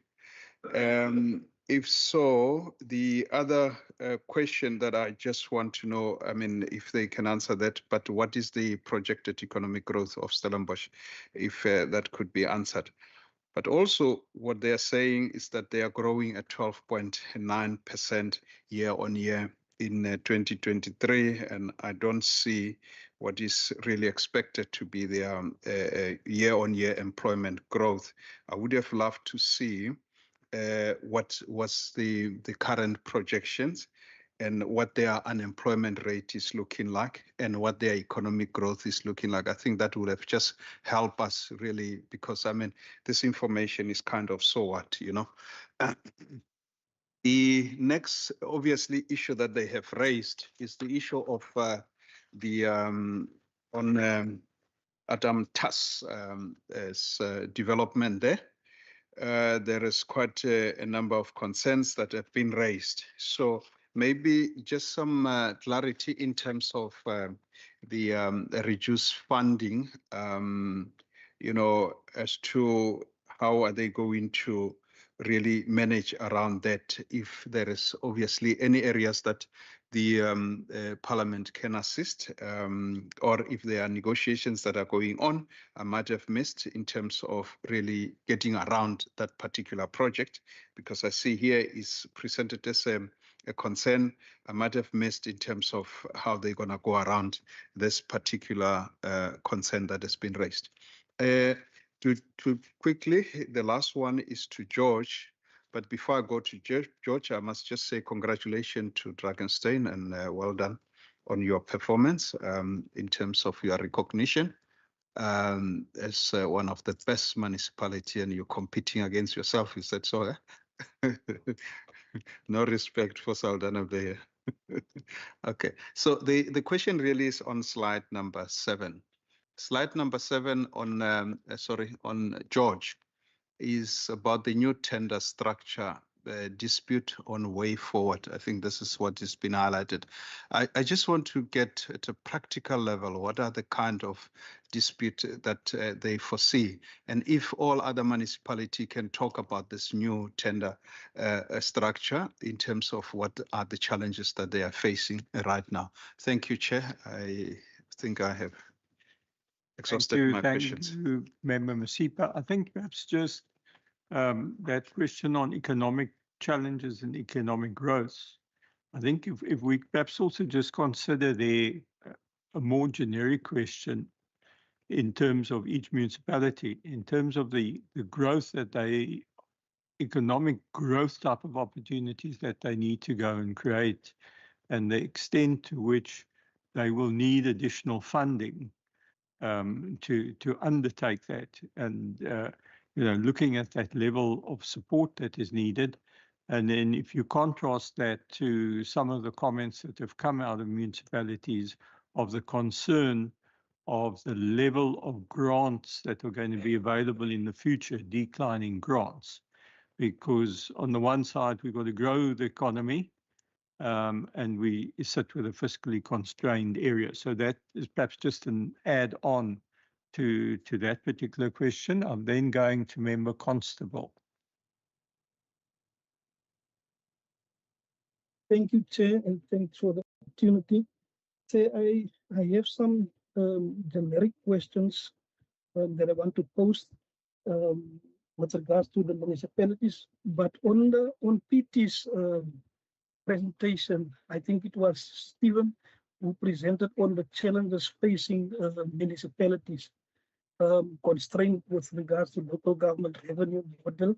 If Stephen, if it's possible that you can maybe just elaborate on that one, and also the response to capital infrastructure needs, and maybe just clarify what province is doing with regard to that and assisting municipalities on the specific challenges that they are facing. What is it that we are doing? And then, Chairperson, a generic question. I don't know which municipality can answer this. Any one of them can take a bite on it. I just need to know and understand, because financial and when it comes to financial, the finances of municipalities, every municipality has a specific system that they are using. And these municipalities, according to the presentations, are doing very well. So I just need to understand what is the systems that they are using, what type of strategies, because other municipalities, I think, are listening and will use this information. Can they maybe tell us what is the kind of strategies that they are using specifically with regards to revenue collection? And also maybe specific to George municipality. What are the main sources with regards to revenue? The main one, just maybe looking into 2 or 3. With regards to Saldanha municipality specifically, Chair, Mr. Metler, you mentioned challenges with regards to project readiness and tender specifications. And I think this is the reason for your low expenditure on tender. What are you doing? Is there a specific project plan that you are following? Are your project management unit in place? And how do you deal with this challenge specifically? And then your SDBIP, your top layer SDBIP, your targets that you are not met, 13%, 18% almost met. What is it that you specifically do with regards to your performance? And then to Stellenbosch municipality, Chair, I think it was last week that we had a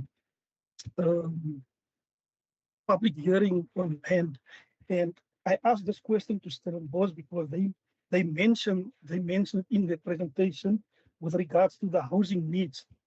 There's an issue that the community of Stellenbosch raised with regards to the challenges of the availability of land when it comes to housing for the people. The municipality rather give or sell the land to developers, investors, and then they renting those houses to the community with high prices, while the land is not available to build houses for the community itself. What is the response from the mayor and the MM and the administration on that one? Thank you, Chair. Thank you there, Member Constable. I don't know, is Member Stoffel's hand still up? No, it doesn't Yes, look Chair. like that. Yes, Chair. Okay, you can go ahead, and then it looks like Member Brunke's. Yeah. Yes, Chair, thank you very much. All right. Thank you, Chairperson. Am I audible, Chair? Yes, you're audible. Go ahead. Thank you very much. Chairperson, let me appreciate the standing committee in terms of introducing these municipalities with the challenges to us. And also let me appreciate the presentation from these various municipalities. Chair, I must say it up front that as the standing committee of local government, I think we should. It was suitable for us to know about these challenges from these various municipalities, and for us to come and hear about it at a finance standing committee. But nonetheless, Chair, first of all, the challenges that is being raised by the different municipalities is not unique challenges whereby other municipalities is not faced with the same challenges. All municipalities are sitting with the same, whether it's a small municipality, whether it's a big municipality. Migration is a problem with all municipalities. You sit with infrastructure problem with all municipalities.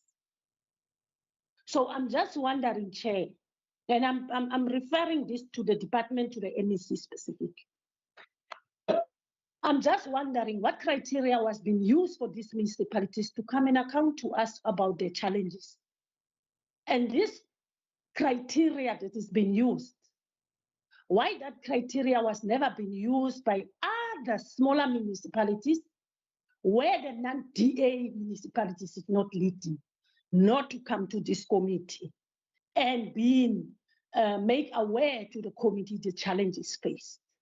I appreciate the municipalities bringing the problems, but that should be equal to all municipalities, so that we cannot go and at the end of the day have a conclusion of saying this is only a political, because if you look into it, it goes to that.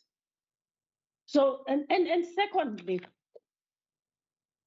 Chair, we as member constable have raised, we are busy with public hearing. We've got this land issue.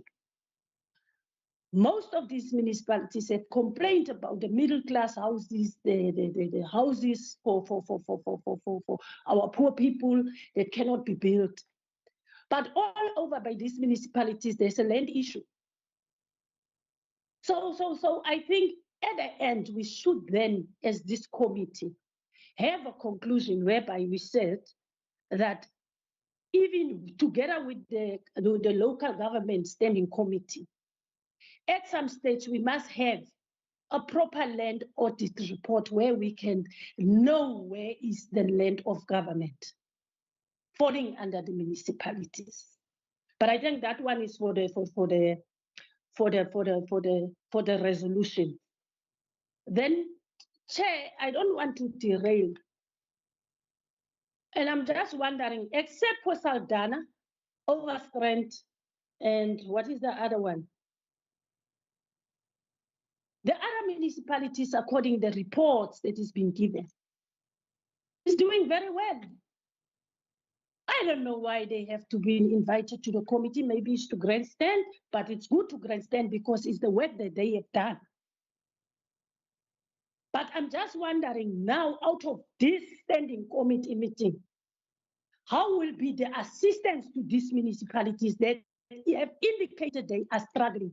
Will they also be put under a certain 139 or 154, or will they also follow that process? Or will they be given money straight away? Might not be this month, but next month. We should be really sensitive about certain things, how we deal with these matters. Because my stand on this is that all municipalities, MEC, should be invited, even those that is under the FRP.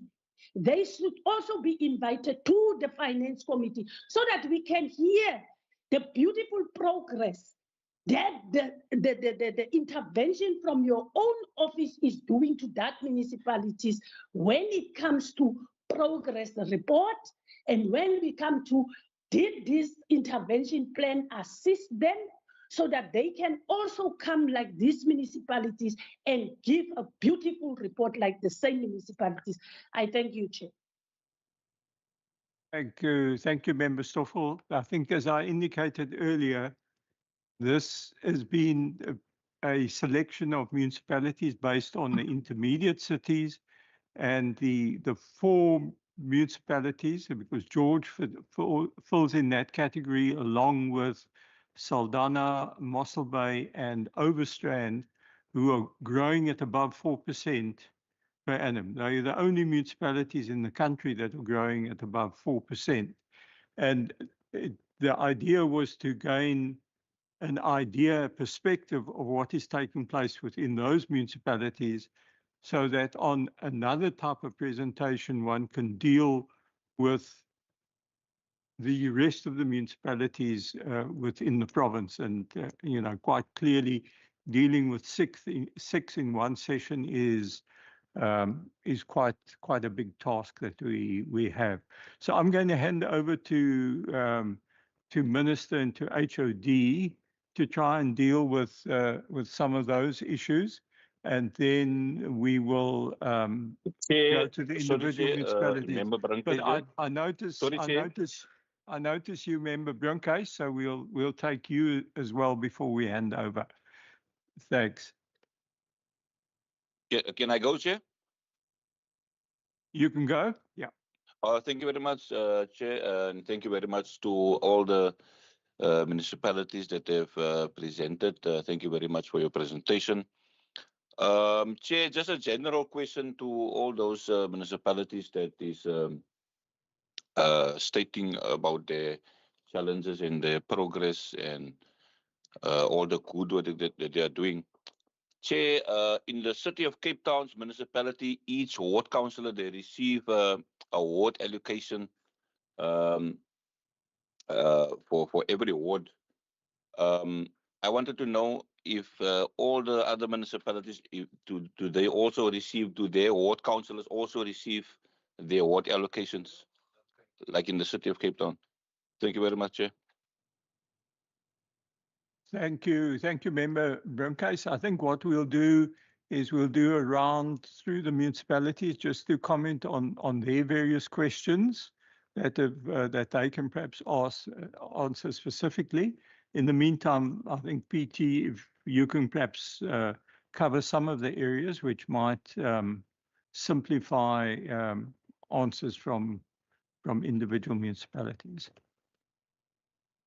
Thank you, Chair. Chair, I'm going to try to first deal with some of the more strategic items, and I'll ask the team to come in with more of the technical items. But I first just want to indicate that from our side, we didn't put criteria for the committee or which municipalities to present, and if the committee has other criteria or other municipalities they wish for us to present, we will liaise with the respective municipalities accordingly, and we will take guidance from the committee as you wish, Chairperson, in that regard. In terms of just our role with municipalities, and I think let me start there. The provincial treasury is not a municipality's boss. The national treasury is not a municipality's boss. National treasury and municipalities are not the provincial treasury's boss. And local government in terms of municipalities and provincial treasury is not national treasury's boss. We are different types of government. And each one of us are supposed to be doing different types of things. However, we do need to work with one another in order to achieve economic growth, in order to achieve job creation, in order to achieve long-term financial stability and sustainability in our country. So, but in this regard, while we gave some trends and transversal challenges and opportunities of municipalities, every municipality is also different. They're very, very different. What is maybe a challenge in one municipality could on the transversal trend also be a challenge in another municipality, but the reason for the challenge might even be different. So it's not just even the transversal items that we present, it's also that sometimes the reason for something might be completely different as well. I'll also just quickly deal with some data and evidence. So some of the documentation and advice and guidance and assistance we give to municipalities, both from a provincial treasury perspective as well as other departments. For example, every year we publish the Municipal Economic Review and Outlook as the Provincial Treasury, we utilize that type of information, the data, the evidence, in order to assist municipalities with planning on things like economic growth, on things like job creation, on things like population growth. And something that we are seeing, and we must be honest about it, is even with GDP growth, even with job growth, even with the decrease in the Gini coefficient statistics, even with the increase in the Human Development Index statistics, the population growth is outpacing every single metric. You see it at a national level in terms of South Africa, you see it at a provincial level in terms of provincial governments, and you see it even more acutely at the municipal level, where it is felt on the ground and at the frontline service level of municipalities. So even when you see, for example, we see majority, if not all of our municipalities are actually providing above the recommendations the National Treasury puts forward in terms of assisting residents. Even with that, municipalities are still struggling in order to provide services for our people. An example, and the mayor of Saldanha raised this earlier as well, is when we look at the Eskom proposed increases for the following year, which municipality in our country can afford another over 12% increase? We can't. It's not a thing. It's municipalities are going to run into real problems with the increases that NERSA and Eskom are proposing. Because what ends up happening is we will look at the transversal trends, you'll see the nice graphs and everything, and then the first question will be, why is the revenue increasing? Because the 12% must go somewhere in your budget. It must land on the ground. So if NERSA increases by over 12%, it's going to force municipalities to push that amount onto residents. And that is what we talk about when we talk about the cost of living. When we look at, for example, the recent inflation figures, it has hit a 10-month high.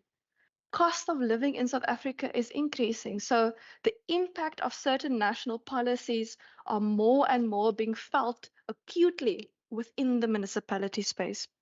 We also have our provincial local government budget review. This is just an example of the last year's one, was first of its kind, the budget performance review. And the aim of this is really to help municipalities with that long-term financial planning and sustainability. We also have what we call our SIME and time engagements with municipalities. I've noted some of the individual things that municipalities have raised with us. Some of the questions have raised more questions in my mind as well. So we will engage with those particular municipalities individually to try and understand and dive a little bit deeper into some of the concerns they've raised in this regard. But those time and time engagements is really part of our budget process to be able to respond to what is going on at a municipal level. And we do our best in order to accommodate that.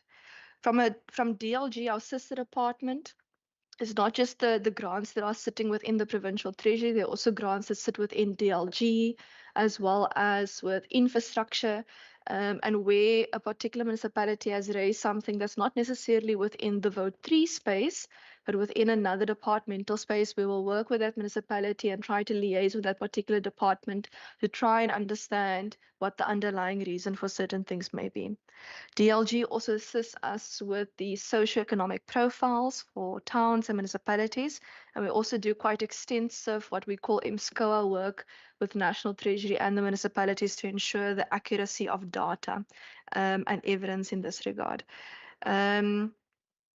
We also have what we call the Provincial Budget and Governance Forum, which I chair with the MMCs of Finance.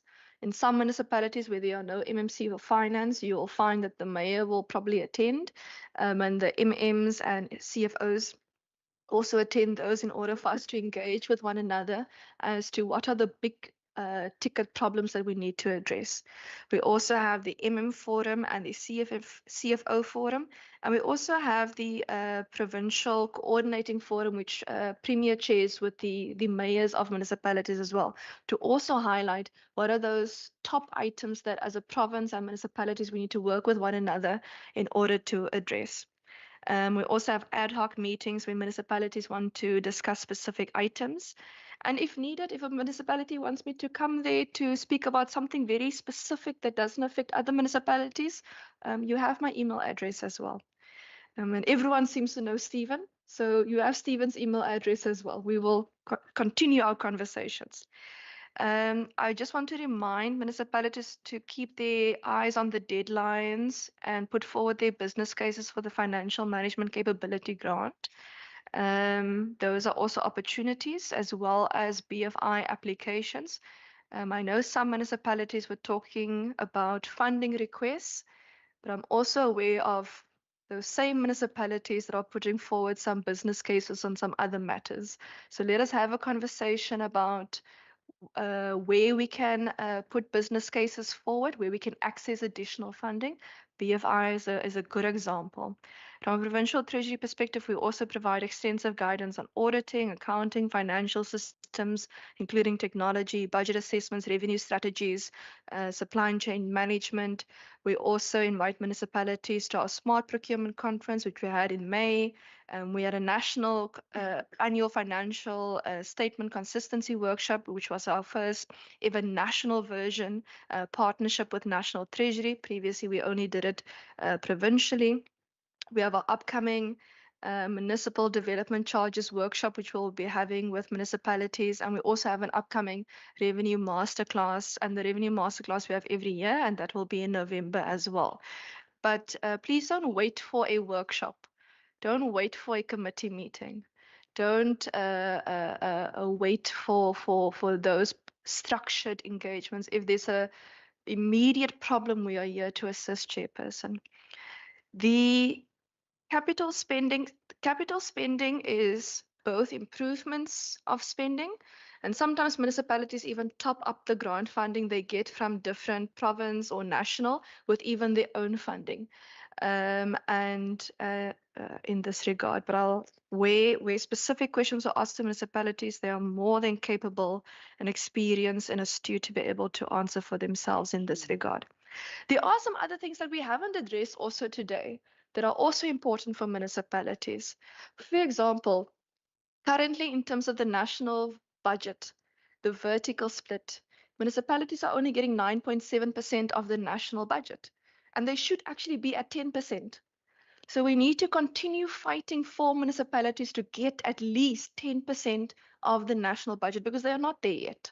So we need to continue that fight, and I encourage SALGA's representatives on the budget forum to also please fight for that. You represent municipalities on the budget forum, but we will continue fighting together for 10% of the national budget. In terms of the horizontal split of the local government equitable share, currently we use population growth both in LGS and pairs and so on, but we need to start having a conversation about expected or forecasted population growth, because we are being given finances retrospectively, and even when you're being given finances retrospectively, it's often phased in. So by the time you've gotten your full allocation, the numbers have changed, the population growth have changed. We've moved on to 3 years later in terms of where we are at. So we need to have that conversation about population growth versus forecasted population growth. And also under indigent households, for example, I know of some municipalities that are above and beyond that they put money on their budget for indigent households over and above the National Treasury norms average. Norms of the National Treasury average, and still we are struggling in keeping up with those type of poverty levels. We need to have that conversation with National Treasury about the financial model for municipalities. BFI applications, I've addressed a little bit of that. Outstanding debtors are households, yes, and municipalities can also speak to what they're doing in terms of revenue collection. Some municipalities do get funding in terms of the financial management capability grant, in terms of assisting with their systems. So if there's a system problem, for example, or if a municipality has an idea in terms of long-term financial planning and wanting to put a business case forward for one of the provincial grants, please put together your business cases and submit those accordingly. There is that. We assess that particular grant on a yearly basis. So in the budget book, you will see the full amount for the 3 years, but you'll only see what was allocated in year number 1 per municipality, because we assess that grant on a yearly basis, and we update it accordingly. But we also need to have a conversation about some national departments that are owing municipalities money. There's some in the room that national departments are still owing money, and we need to have a conversation on how we can better collect that outstanding debt from them. And that's something we can raise with National Treasury. For example, municipalities are also under pressure when it comes to VAT on transfers. We've won half the fight so far in terms of the impact of VAT on transfers and not having to pay VAT on transfers for future amounts with the new law and so on.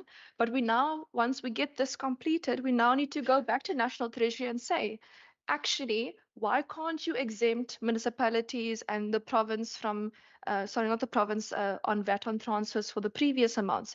Because National Treasury needs to make a change in terms of their law, because SARS, if you go fight with SARS, you're going to lose, because SARS is not the policy maker. SARS is not the lawmaker. You must go fight with National Treasury, who created the law and created the policy.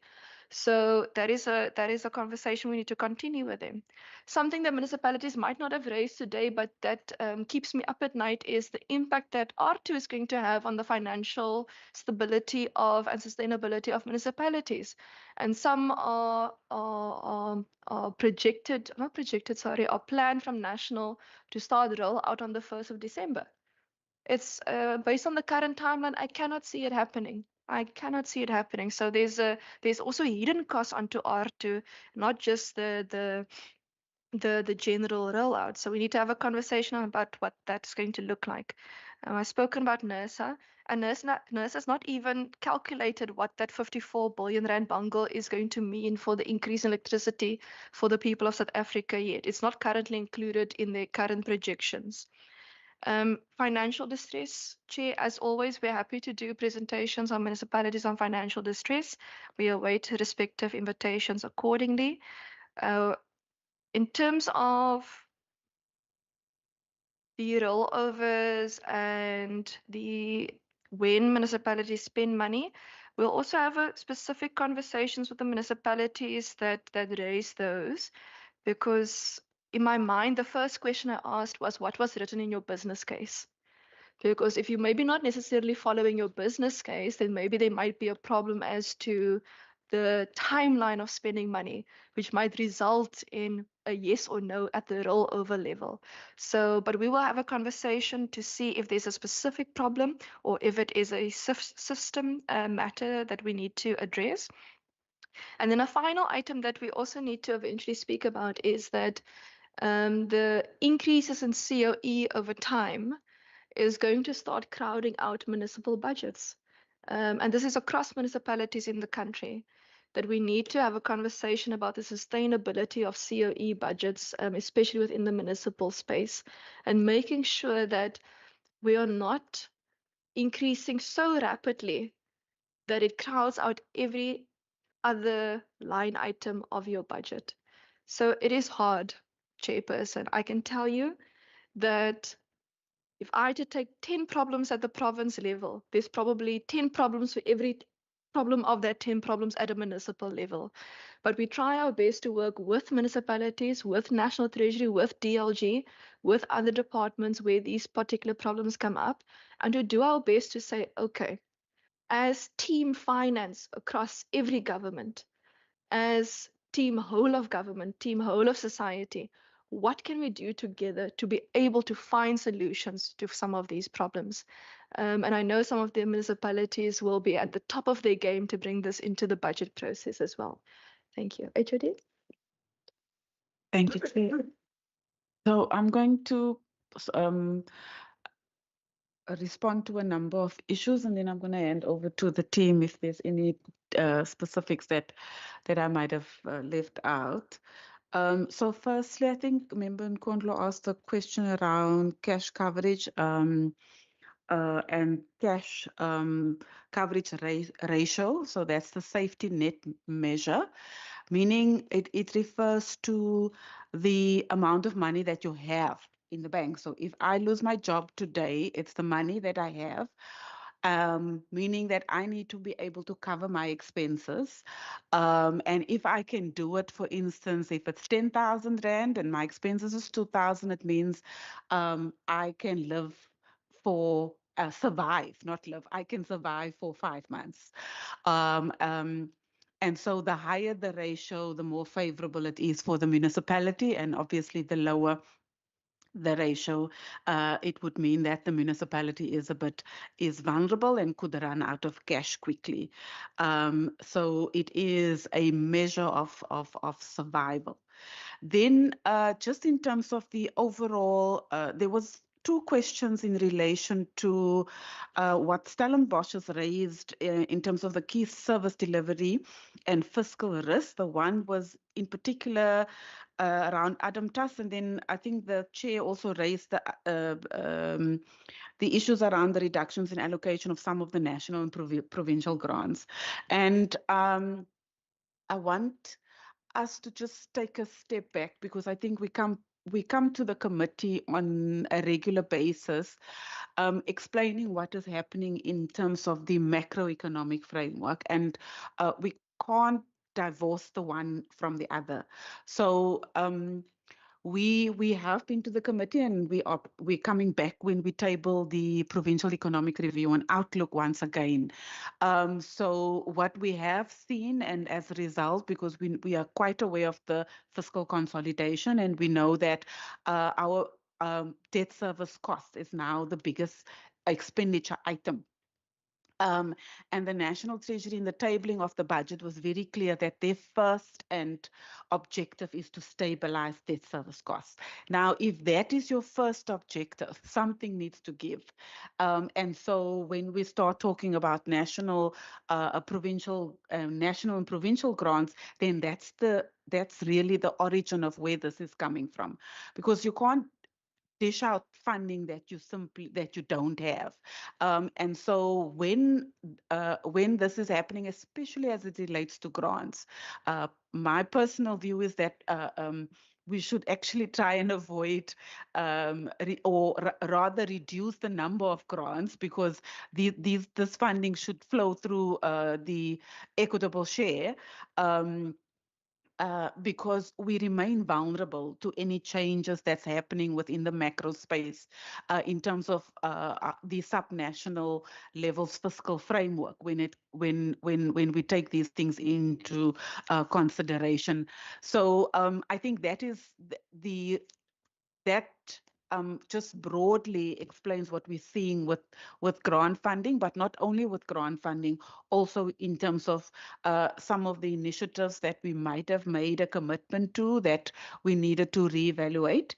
And we have also come to this committee previously and said, I think when Minister tabled, we were very clear that our asset financing reserve is depleted. And because it's depleted, we are now actively looking at alternative and blended financing options, meaning that we are no longer able to fund our infrastructure need from the equitable share. And so we need to look at that. And I think that hence the launch of the APF framework and all the work that is currently happening within that space. So I just wanted to share that with the committee, and then we're going to hand over to the team to deal with some of the other issues. Thank you, Chair. Judy, I think you covered the current and cash coverage ratios. So give me status. I'll just cover the question with regards to the debtors over 90 days. The Municipal System Act does require municipalities to collect all revenue that is due to them, but it also requires them to adopt a debt collection and credit control policy.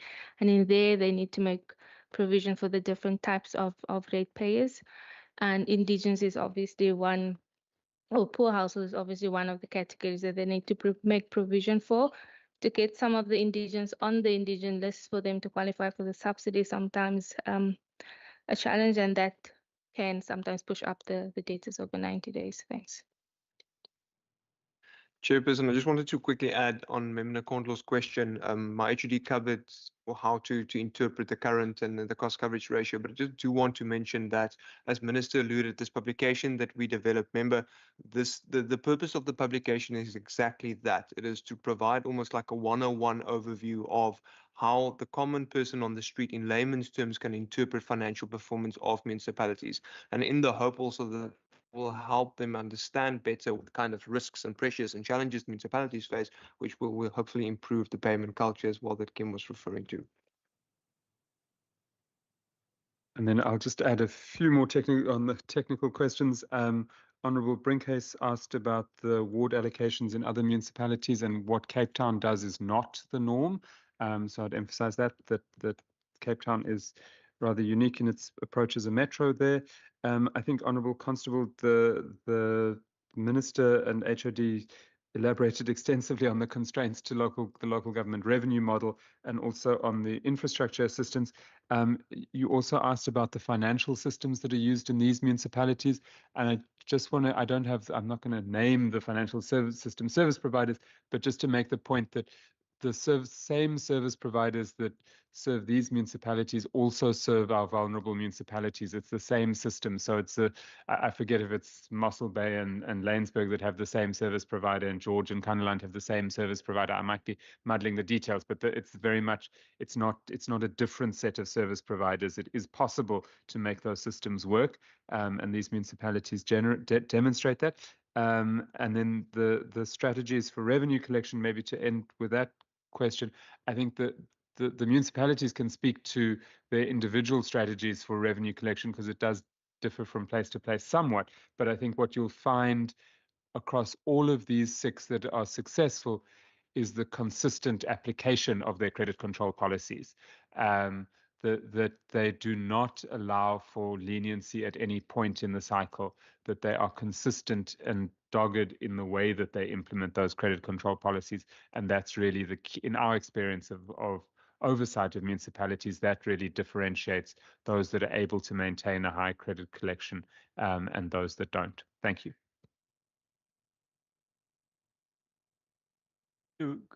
Minister, thank you, HOD, and thank you, team, for the explanations and the expounding on the issues that you have given there. I think that is important. I'm just going to go around the municipalities quickly. If there's anything that you wish to perhaps just elaborate on some of those questions. So I think we'll start here within the House, Saldanha, then Drakenstein, and then we'll run through the rest there. Thank you. Thank you, Chairperson. I'll answer some, and then the will answer some. The first question was above the 90 days, and the Minister touched on that. A lot of that is national departments owing us money, and also a lot of it is interest on national departments. Now, you know, the MFMA does not allow us to pay interest, so that will never be paid. We are engaging with national departments, but some of them, it is a historical problem. Whilst I say that, I don't want to minimize the fact that there is pressure on the consumer, and that is what the first question was, is what are we doing to curb that or to mitigate that? Chairperson, that's a complicated question. We are a sphere of government which is the landing place for national failures. So if we talk about the economy growing last year at 0.6%, and this year at the first quarter at 0.8%, where other African countries like Uganda, Zimbabwe, Zambia, Senegal grow between 6 and 8%. That is what causes the problems. Our way, in fact, Chairperson, I would say that I can only speak for our municipalities, but I can see it in the numbers. And I started off by saying that I think we are cutting the line so thin that we're actually risking getting ourselves into trouble, trying to make it as bearable as possible for our ratepayers, first of all. Secondly, so that we can spark business growth, because if we give excellent services, that's what draws investment, and investment drives jobs. So I think, and if you look at our specific number that I would like to mention, electricity, 4%. Chairperson, which business in this country will keep their doors open with a 4% return on investment? So I think if anything, we are doing more than what is possibly required of us. Chairperson, we haven't even started speaking about unfunded mandates that we have to cover. Safety, the failing of SAPs that forced us into spaces we shouldn't be, but that we are forced to be because our economies won't grow. The Honourable Minister touched on ARTU. ARTU is a plane that's going to crash in local government. It is going to rob us of substantial income. Over and above that, to make it even worse, you have to purchase the books from the government in order to run ARTU. We are venturing into, and Overstrand mentioned that they're venturing now because of the growth. And that was also the question of the first person that said, how does in-migration affect us? So I'll take one example. I spoke about St. Helena Bay. So if in-migration, a lot of people landing in a place, so we don't have enough water, or we can't flow enough water in. So now just one water pipe that we've have to build in is 100 million rand, Chairperson. Wastewater treatment has to be expanded immediately, multi-year, of which the first phase is 300 million. That's one town out of 5. That is what local government has to face with when we are the landing place of failed government policies often. We now have to venture into water. We have to venture into energy creation. That's all extra burden. So as for me as a mayor, I tip my hat to administration of how they continue to be inventive to try and find a balancing spot between keeping the prices as low as possible, but keeping the rate of service delivery and the quality thereof at high levels. To Member Masipa, thank you for your comment.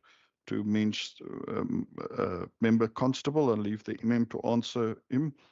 And then on Member Brinkhuis asked about water allocations, Chairperson, we have a similar system, but it is not always allocated. It's if there's funding available, and then the project has to be in line with the IDP of that ward. So it cannot be it's most often the things that are needed in that ward, which that ward allocation is worked for if it's available. Thank you, Chairperson. Thanks very much, Mayor Truter. Over to you, Mr. Brown, from a Drakensberg point of view. Any questions there that you perhaps felt came in your direction, or additional comments? Gee, just some comments from our side. What we did in Drakensberg is that you cannot grow outside your municipal boundaries. You have legislated municipal boundaries, but how do you create opportunities within your municipal boundaries to attract businesses in your area?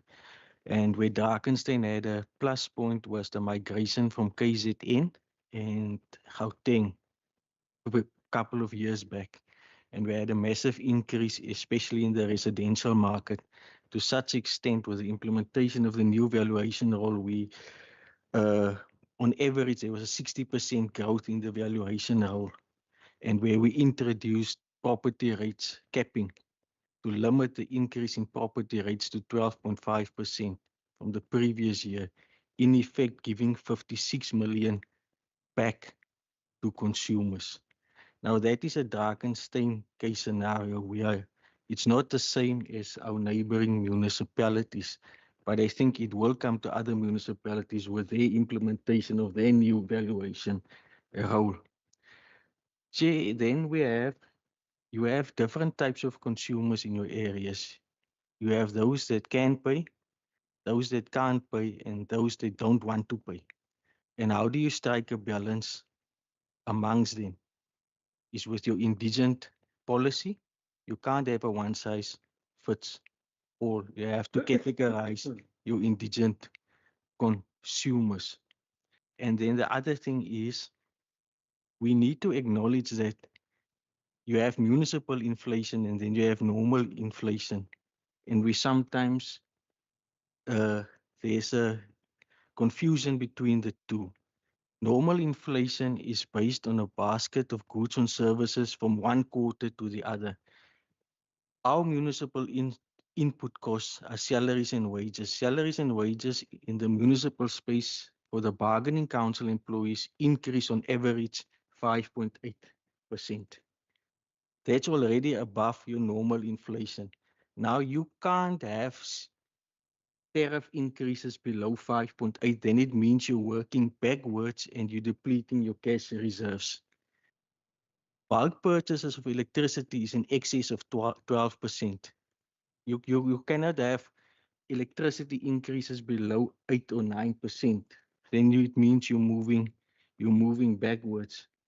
And the other thing is that we also need to consider is that you are obliged by law to collect all revenue that is due to it. So you have to implement your credit control and debt collection. The moment you relax on credit and debt collection, you're playing with your cash and cash reserves, and you will run into liquidity challenges.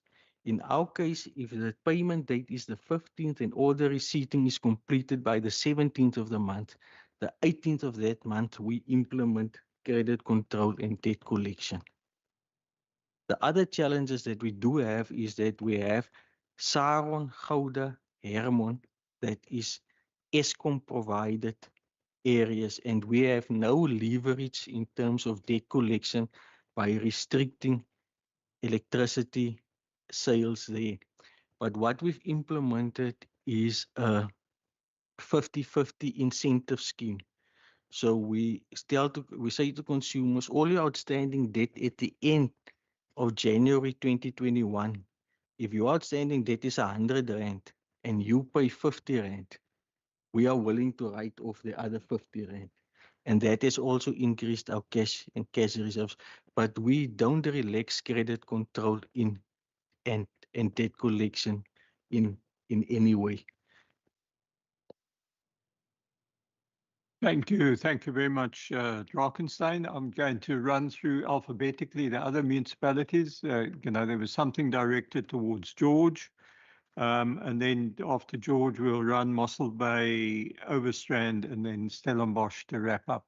So I think just a couple of minutes on each there, because I think we need to sort of wrap up this meeting fairly soon. Thank you. Thank you very much, Chairperson. I just want to, the Minister raised a very important question.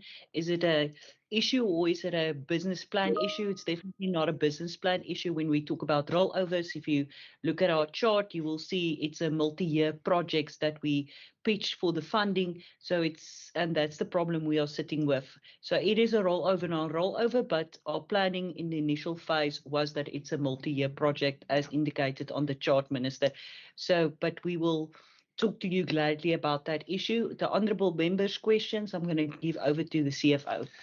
Thank you, Mayor. The question was about the tender challenges on the bus service. And in essence, what it comes down to is the new tender structure that we are proposing is more in line with the city of Joburg, where the bus company provides everything that is necessary to provide the bus service, which is in contrast to the current setup or system, where some portions of the cost is carried by the municipality, some portions is covered by the service provider. And that is sort of a blended kind of approach. And so we're advocating for a revision to do that for the way forward. Thanks. Thank you. Then I think we can then move on to Mossel Bay, if there's anything there that you wish to comment on. No, thank you very much, Chair. This was a very informative session. Chair, I deal with the indigent drum system every day. It's one of the biggest tasks that I have in the municipality, helping councillors to register people, because there's massive need. There's a massive need in our communities. I give it to our administration. We've come with the innovative idea that we're doing a tiered or auxiliary system. We've stopped the blocking of meters, or we can be stopping the blocking of meters. That's also going to help us with revenue collection.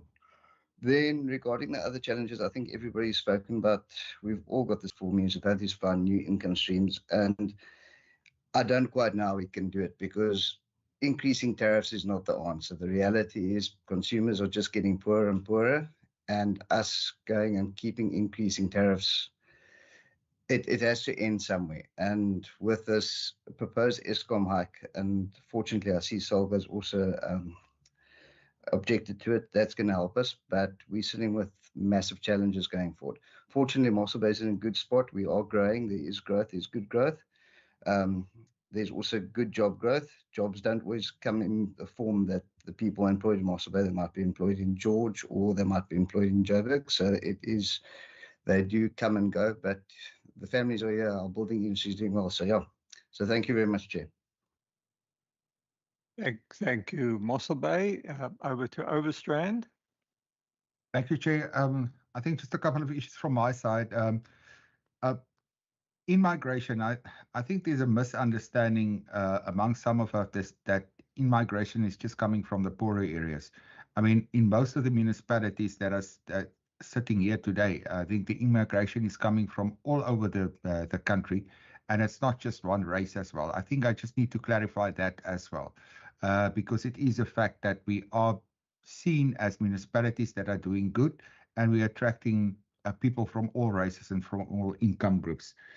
I think just on the issue of selling the land, one of the or municipal land or government land, one of the honourable members specifically referred to that one. I think one needs to find the fine balance between the, when you sell the land, the fine balance between the public good and the profitability as well.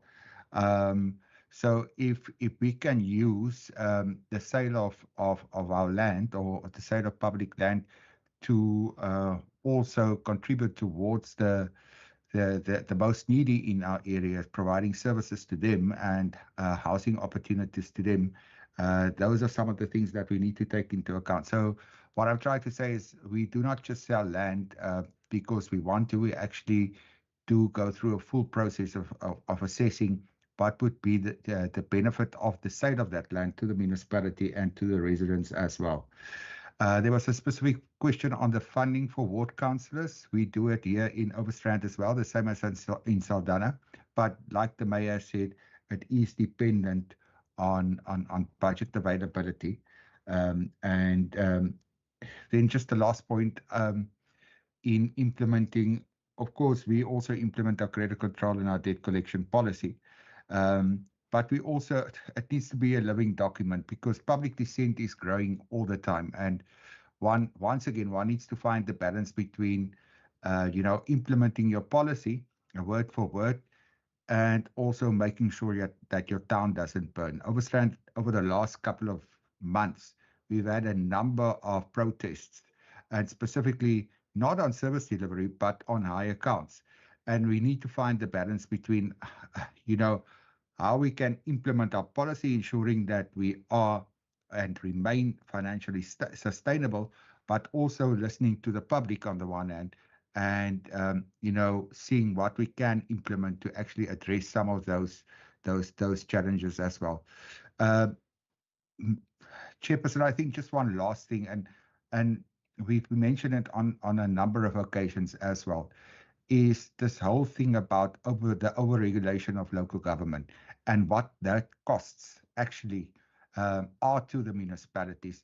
And that is something that I think on SAGA's side, from a provincial government side, and on the national government side, we need to look to specifically, because just one thing, this whole MSCOA issue that has been coming on for some time. I understand the reasoning behind, a standard chart of accounts, but it shouldn't cost the municipality millions to implement something that is driven by National Treasury, and I do not see an end to that tunnel, specifically with regard to the costs and the fact that all of the service providers that NTA has appointed on a transversal basis a number of years back are still not able to provide a standard chart of accounts that can be, that are live and that is web-based. Thank you very much, Chairperson. Thank you very much there to your Overstrand. Then over to Stellenbosch. I know there were a couple of questions directed at yourselves there. So I think, if you can just concisely perhaps just wrap that up for us. Thank you. Thank you, Chairperson. I'm just going to briefly explain the planning that you do within Stellenbosch Municipality. I think it's important to first explain that before we respond to the questions. So what we do in Stellenbosch municipality, like I've mentioned as part of my presentation, is long-term planning. It's part of our capital expenditure framework. But what goes into that long-term planning is the master plans by the municipality, as well as our housing pipeline. So that information is part of the capital expenditure framework. When we look at the master planning, we also look at the population growth that will also take place over the 10-year period. Part of that growth is also the in-migration that will also happen within the municipality. And that information, the master plan, the housing pipeline, that then gets filtered into your capital expenditure budget. That is approved for a period of 3 years, but the planning gets done over a period of 10 years. And I think it's important just to explain the planning to the municipality. So the the question that was also asked about the housing question, it is important for the committee also to note that in Stellenbosch municipality, the housing waiting list is 18,000, of which 40% is for gap housing units. So that is approximately 7,200. We are having projects that we are doing within the municipality on municipal owned land. Those projects includes Project Include as well, looking at gap housing, where we're looking at about 200 units. We've also got the Jamestown project, phases 2 and 3, of which phases, the phase 2 looks at the low cost housing of 270 units. 270 units for phases 2 and 3. Then we also got the Jamestown phase 4 that's also planned. It also looks at 1,000 units, and that will be for mixed development. Then, as part of the Adamtas corridor, as part of our phase 2 that we also will roll out, we also plan from the municipality side to also construct 4,000 units as part of the ATC. This will also be a mixed development that will take place. So we're looking at from the high end to low end units that will also construct. But even if you look at those numbers that we are doing from the municipality side, that is not sufficient to address the need from the municipality to compare that to the 18,000 that's on the waiting list. Therefore, it is important from the municipality side, it was important to look at what policies we can then put in place to address that need that is within the municipality. So we looked at the Adamtas corridor, and we decided on the affordable housing policy, where we then decided that as a municipal council, that for developments that take place within the Adamtas corridor, 30% of those units must be allocated for the gap market. And that is where we've identified that we as a municipality cannot address that need on our own, and we need the private sector. And that's why we've developed that policy and implemented. Then also on the questions on the growth for Stellenbosch municipality, the 0.9% was mentioned in the presentation is specific for Stellenbosch municipality. The current figure for the unemployment is sitting at 12.6%. The funding that we talked about for the Adamtas corridors, specifically for phase 2, relates to funding for our road infrastructure. And that's also mentioned within the presentation that we need funding for the Western bypass. Then there was also a question on the land that's being sold to the developers. Like I've explained that from the municipality side, those lands that we have identified are used for municipal housing projects. At this moment, we haven't sold any land recently to a private developer for housing or for housing. So that is not the case within Stellenbosch municipality. Then there was a question about the cash coverage, specifically for the month of January. It's important to note that the municipality normally pays the loans payments twice a year, 2 times a year, and that happens in June and December. And because of that loans payments, it did have an impact on the cash coverage for Stellenbosch municipality. Chairperson, I think that then answers the questions that was posed to us. Thank you. Thank you very much, Stellenbosch. I think in wrapping up over here, that the Minister, if you or HOD perhaps want to just summarize, I think from our perspective, this was a bit of an experiment that we undertook to try and see how we could help the committee also to understand in greater detail the work that you do. And I think, if one looks at your annual report, there are so many indicators of the work that you do. And I think what this has been a practical demonstration of your involvement that you do have with local municipalities. So I think, first of all, we appreciate that. And I think for the presentations that have been put together, because as I understand, this was sort of a first time round in this type of format that you've done. And I think, you've done it excellently to be able to do it in 2 pages there.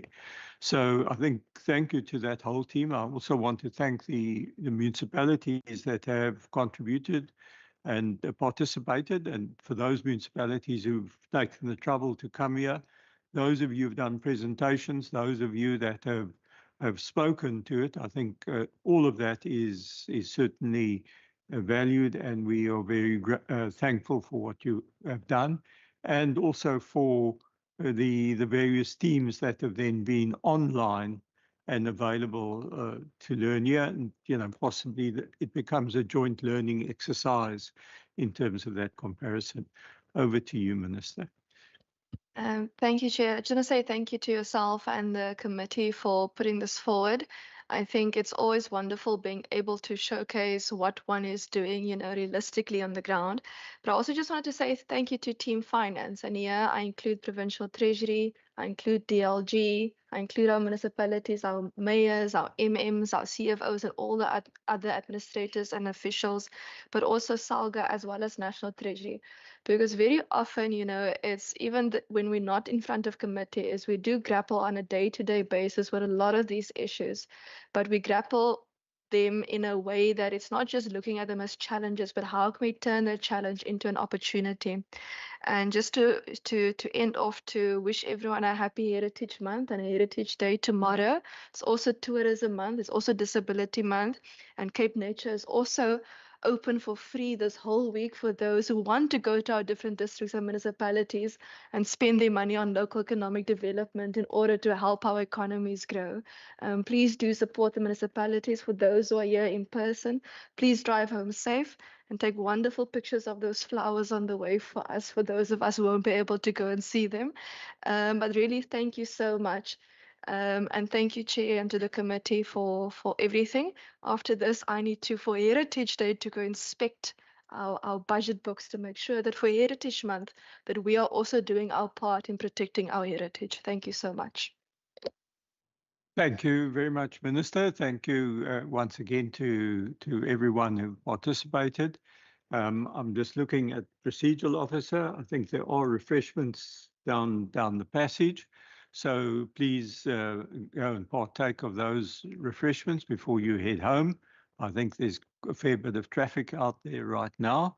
So please enjoy that. As a committee, we will then just wrap up on our internal administrative matters, and then we hope to join you down the passage. So thank you very much. You may now, everyone, leave the platform as well. We have a hand up. I think Member Constable, I think, has got a hand up. Go ahead. Chair, thank you. I note you are closing the meeting, but there's still 2.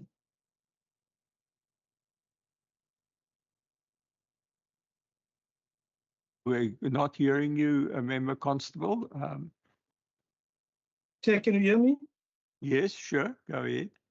I know that you are closing, Chair, but there's still questions that I asked specifically to Saldanha Bay, Mr. Metler, with regards to the plan for his tendering process, as well as the performance, or as the book. I think that, okay, we'll ask Mr. Metler if he'll do a Tuesday afternoon special for us and try and deal with that answer before we let the department and the municipalities off the hook for the afternoon. I think we've had a fairly long afternoon already, and we all need to get into preparation mode for Heritage Day tomorrow. You can go ahead, Mr. Mehta. Thank you, Chairperson. Thank you for an opportunity for holding you a little bit extra. Now, with regard to the capital expenditure, yes, we have got strategies in place. We actually have a few strategies in place. They all work together. We have a monthly progress, procurement progress meeting where the project owners, we've now identified project owners where project owners has to come and explain as to why are they where they are. Then a quarterly meeting with the MACO, where those project owners themselves with the directors now then explains to the MACO where they are. There's now specific consequence management procedures brought into place to make sure that every project owner now perform as to the duties that given to them. We are also linking on to what Drakenstein is doing. We are now busy with next year's capital budget, and all the project owners now needs to come. It's going to have to come to us and bid as to why they and explain as to why their projects must be on the budget. The whole idea is to get the projects project ready, or to at least if they're not ready for at least use this financially the next 9 months to get those project ready, so that expenditure can happen sooner rather than later. Because we found that a lot of our projects only start in the beginning of the financial year, so most of the spending is at the end of the financial year, which gives a lot of pressure. And if things goes wrong, like we have seen, it does go wrong, we then have a lot of issues for non-spending. That's with regard to the capital expenditure and our strategy with that. We also have a very, very vibrant audit committee that wants to know, and who've now at the last audit committee stated that their focus is going to be in capital expenditure. So that is also to keep us on the hook. So we hope to show a much bigger and a much greater percentage of capital expenditure at the end of this financial year. With regard to the performance, we have seen that most of our non-performance was with regard to water losses, electricity losses, the capital expenditure, and we have, as well as vandalism. What we found in our disadvantaged areas is every year the auditor goes out to see how much water points we have, and we found that those water points, we never reached those water points. We are supposed to have 158 this year. We only came to 107. On inspection, we found that there's some unauthorized plumbers in our areas that actually reroute the waters to certain houses. That's why we do not have those water points anymore. So we are busy strategizing as to how we can do specific raids. Raid is not a right word, but do inspections right through the year to make sure that we adhere to that specific rules. And with the water losses, for example, we have implemented pilot projects with regard to our smart meters now. We have got one town that we are going to hopefully at the end of this financial year have totally covered with smart meters. One of the 7 towns. The idea is to check the leak detection and see how that can work. We are fortunate to have fiber to every home at fiber connection available to every home in our area. As you know, the Baobab project that we started off last year. So with that, we hope to have everything live in the one town, and to measure and to see how we can, where and what is happening, and then have a better idea as to what is the data on the ground, where is the data lost, where is the water loss, and so forth. That we hopefully in March we'll see some information there and so forth, and we will share it with Treasury to assist us in analyzing it so that we can come to the point. One of the issues that we have found was that you're supposed to change your water meters every 7 years, but it's impossible for us to change all our water meters every 7 years. So a lot of that water losses is due to the old infrastructure or old water meters. And we now, with this project, hopefully we'll see something different and get a much better water loss and much lower water loss. Yes. Thank you, Mr. Mehta. Look, I'm very glad that you are competing against yourself as well and making sure that you improve everything. So thank you very much. I hope that's all, I just felt committee that that's why I gave one round of questions and 3 each, that we could try and deal with those questions. I think we all have many more questions that we could have, but I think we also need to bring the meeting to a close. As I indicated, I can see in the eyes of the officials here, they are thinking about Heritage Day, and that is probably where our focus now needs to be. Thank you very much.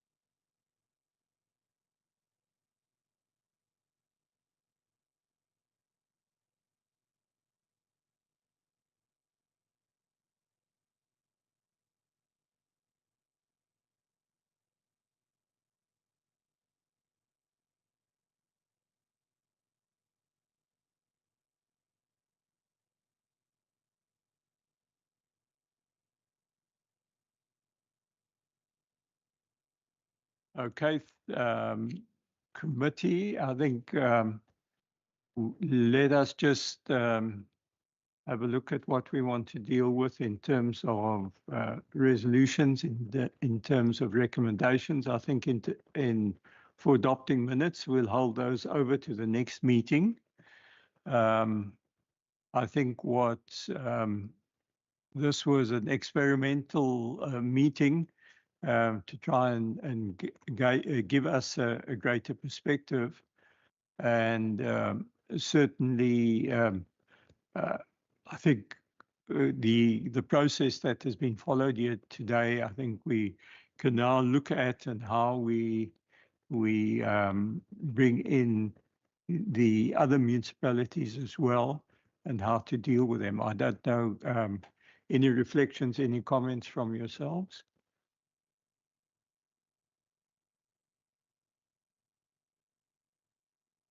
I see, I think Member Nkondlo's hand I can see, and then Member Stoffel. You can go ahead. Can you hear me? You can go ahead. Thank you.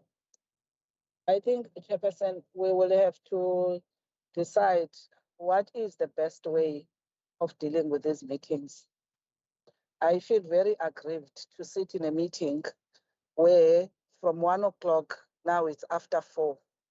As members, the only thing that we were allowed is only 3 questions to ask with no follow-up, and then most of the time was provided to the department together with the municipalities, and further in their response take another time.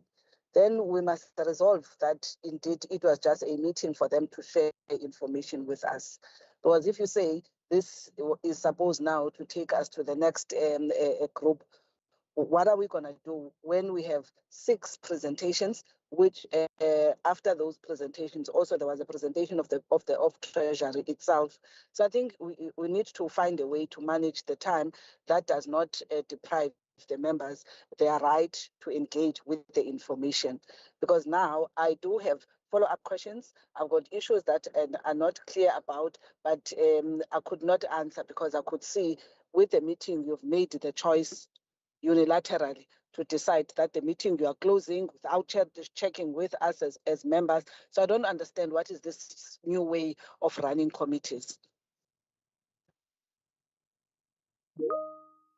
I think, look, I think we obviously were facing time issues here. And I think let us just try and work out how we deal with questions. Obviously, dealing with 6 municipalities was going to take up a fair amount of time.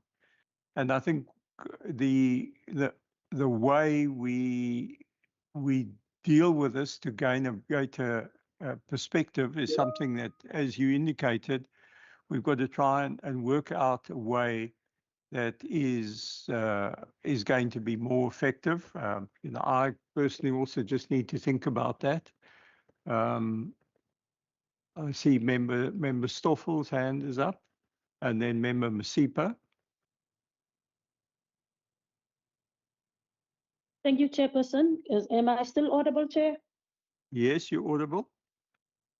Thank you very much, Chairperson. Chair, first of all,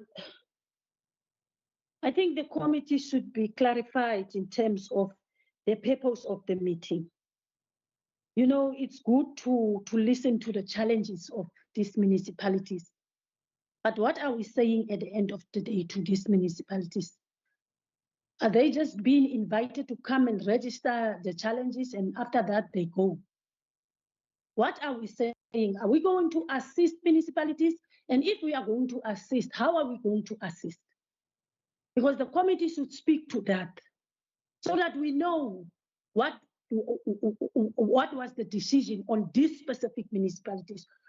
Other than that, Chair, to avoid the issue of a tick box, to say, no, these municipalities was here.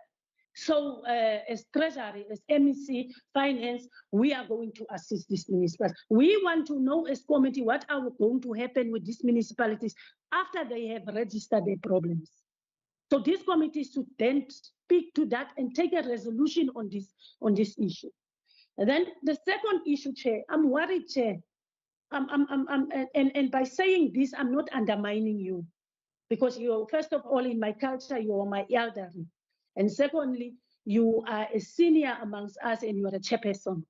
But most of the time it's been taken by yourself. You don't really allow members to ask. Because this is why we are here, to ask those municipalities. And also, when we ask questions, you will always hear, I'm expecting the MEC to respond, not the chairperson on behalf of the MEC, because there was some stage where you contradict the MEC pertaining this selection of these municipalities. Whilst I was saying what criteria, and the MEC indicated there was no criteria, there was no selection process, and you said there's a selection process of overgrowth of over 4%. Whilst all municipalities have grown with 4%, 5%. So allow the committee to speak. That's why there's a standing committee, Chair. I'm appealing to you, and I concur with Member Nkondlo. I concur. It's of no use you bring us for 3 questions, and after that you suffocate us. Thank you, Chair. Thank you, Member Stoffel. Member Masipa. Thank you, Chair. I'm going to kind of maybe take a different route, maybe even differing with my colleagues. I thought this was an opportunity that we learn from some of the best municipalities that we had here today. Although, you know, the Swartland, which was one of the best municipality, I think the previous year was not here.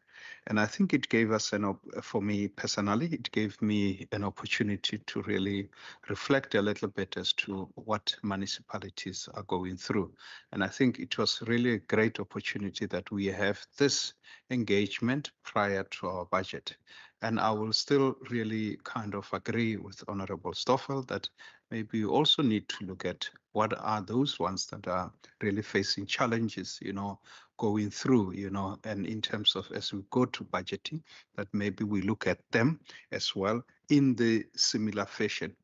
But maybe, Chair, in future, time could be extended a little bit, just maybe with an hour or two, because we have had a similar engagement in my portfolio of agriculture, where we locked the whole day, where we really engaged the industry. And then, it was really thorough, and we really could go deeper a little bit and so forth. So I think that kind of opportunity, you can really request allocation from other clusters, to give us the whole day so that we can really engage. But I think from where I sit, I think it was quite fruitful to learn and to understand, some of the issues that municipalities are dealing with. And I mean, let's talk about the Dragonstein, demonstration of your inflation and your cost of electricity and so forth. Those are valuable information that, even when we go into budgeting, are things that we got to really follow through. So, Chair, I think that's my input, but I think the resolution that I think Stoffel raised was probably to say, sorry, Honorable Stoffel, was that maybe we need to also, bring the struggling municipalities, but we can mix them, if they are not enough, then we can mix them and have maybe a full day and have this kind of engagement and make a resolution in terms of how we go forward with, from the discussion. Thank you very much. Yes, thanks, Honourable Masipa.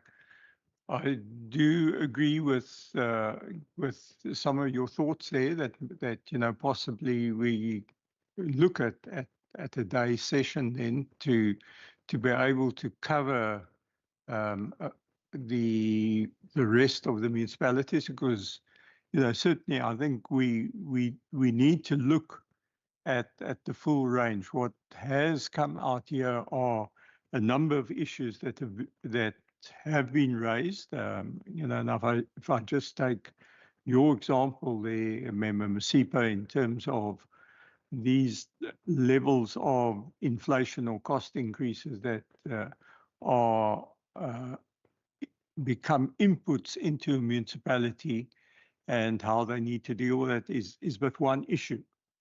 And we need to try and resolve in our own minds. I don't have a simple solution there as to how do we express ourselves, but these are issues that I think we need to be looking at and providing that level of advice. And there are numerous issues that did come up today. This whole aspect of increase in debtors above 90 days that we are seeing is another example. And the aging infrastructure. So there are numerous points that we're going to do, that we're going to find that are going to be in common with the other municipalities.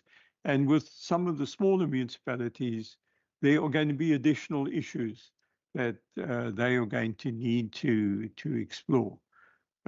So certainly, as I indicated, this was an exercise to let us see how a process like this works in dealing with these municipalities, the bigger municipalities. And as I mentioned, the higher growth, those are statistics that were provided in terms of the census. If one went through the census documentation, it would be very clear which municipalities were the ones that were experiencing higher levels of growth. So I would, what I think we need to do is to explore then to what extent we can get an extended time, if that is something that will work, and also the format on how the presentation then works, to be able to deal with questions in detail then from members, without becoming a totally exhaustive type of exercise. So certainly, if we can get some views on that, then we can have a look going forward. I also see Member Brinkhuis's hand is up. I see Member Mkondlo, your hand is also up. Yes, Chair, thank you very much. Chair, the last time our committee went for oversight to a municipality was in February. It's already almost December. And what we saw the last time when we went for oversight day in Beaufort West municipality, just one example, we saw that at one site, a landfill site, the municipality doesn't even have the equipment to deal with that type of work, you know, to get that work done. And it's almost December now, and we have never gone to the other municipalities to do oversight and to see for ourselves first and what is going on there. It's good and well that we hear, you know, that the municipalities is facing these challenges and those challenges, but you know, it's always best to go see for ourselves and have a better understanding of, you know, what they need to do there and what is the road forward for them. So I would suggest that as soon as we can, we do oversight at especially these municipalities that has done now presentations, to go see for ourselves, you know, in terms of what they have presented, what is the state of affairs there. So that's it from my side. Thank you, Chair. Thank you, Member Brinkas. I think, you know, I'm also mindful of the role of the Standing Committee on Local Government and the role that we play as a Standing Committee of Finance on how we deal with this. And, you know, possibly there is a joint approach that we could do in working together in dealing with these aspects. And in coming into the chair position at finance, you know, I immediately looked at the program and the activities of the finance committee, and therefore also just had a look at what other areas within the financial space we should be looking at. So, you know, this was therefore the first exercise to look at this. And, you know, I certainly believe that we should be playing a bigger role in understanding what Provincial Treasury is doing and the role that they are playing relative to local government, to the municipalities. Member Nkondlo. Thank you, Chair. I want to start where Member Brengase has ended. Financial governance is our responsibility, different to local government as a department. That is why Treasury, Provincial Treasury will come to us, but we would interact and interface with local government, which is why if we have joint committees, they are allowed. We could even have a joint oversight with a local government standing committee. I think that is allowed. So I want to support Member Brengase that perhaps the best is to, from these municipalities, actually consider an oversight and choose one or two of them, including another one outside of this particular basket. Because what becomes a challenge, Chair, is when as the chair of the committee, you make decisions, you know from where you are sitting, what is the intention of a committee meeting. Then that particular view or objective is not shared with the members of the committee, so that when we engage with those that we are calling into the standing committee, we've got a shared understanding of the purpose of the meeting and what we envisage as our outcome. So I think this is one area that we need to improve on, so that we are not in cross purposes. And also, once we are allowed to spend our time in the time of the committee, because this is a multi-party committee with the intention to do oversight as an extension of our role as we do in Parliament. So I want to support that and further suggest that, you know, when these engagements are going to be Member Masipa is correct to say you consider the time on the basis of what is it. You know the committee, you know the issues. You can't bring 6 municipalities with provincial department plus SALGA, who didn't even speak in this meeting, you know, and it becomes like a compliance issue, because indeed we've got interest as members of this committee. Some of us, we want to learn, and we can only learn by asking because we are not there, including the type of presentations that were shared. These were 2 more diagrammatic presentations that you could not understand if you are not a finance person. So help us as committee chairpersons. Do not bring us into some session that is presented as if, you know, it's a grandstanding propaganda. We are not here for that. We want to get into the thick of things, to understand them, even the success. It's important to understand the success so that even wherever that you are sitting, when you are claiming that this is a success over and above what has been declared there, you know, with the reports, that is why we are here, is to understand better how did this particular municipality achieve this particular success, so that when we look at other municipalities, particularly now we're going towards annual reports and budget adjustments, we need to be able to utilize these best experiences to be able to provide the necessary advice. So let us not be shortchanged as members to just do things where people want to just come and say, no, we understand that you are doing great work, we are here to applaud you. That is not our role. That work gets to be done.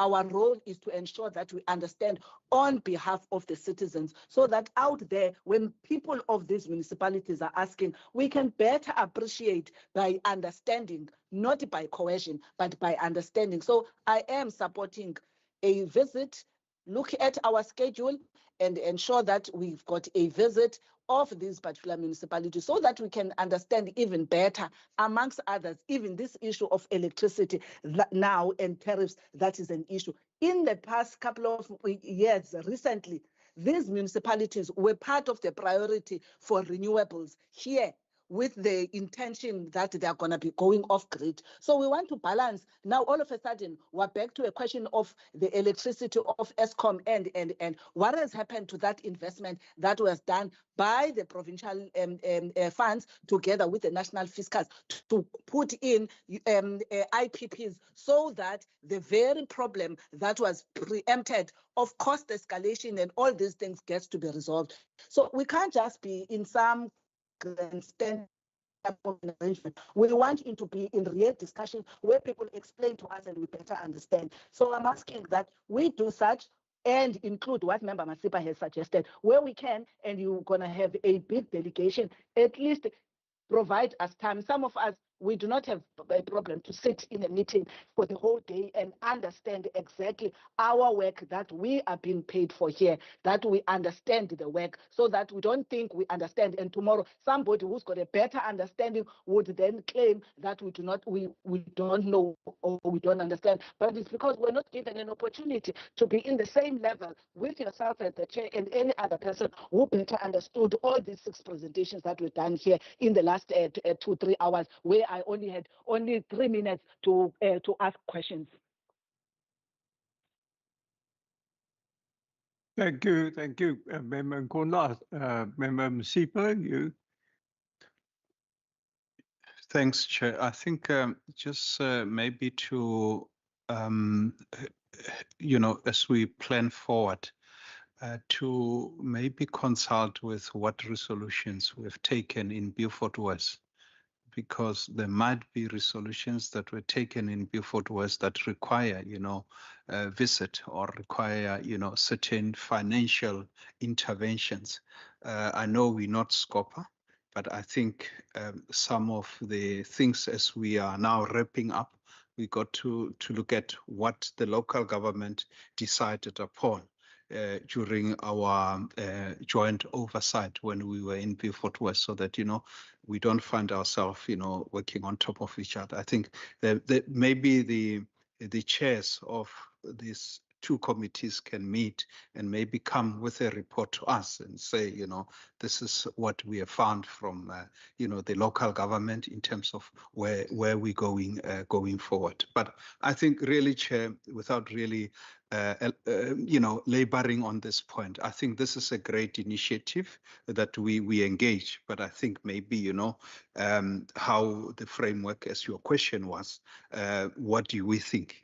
I think it's an important engagement and interrogation, and I think we probably need to carry it forward. I know there are many resolutions, and maybe, we might find that, we will be able to do it in the second quarter, but I think we definitely need to find some space for it. Yeah. Thanks, Chair.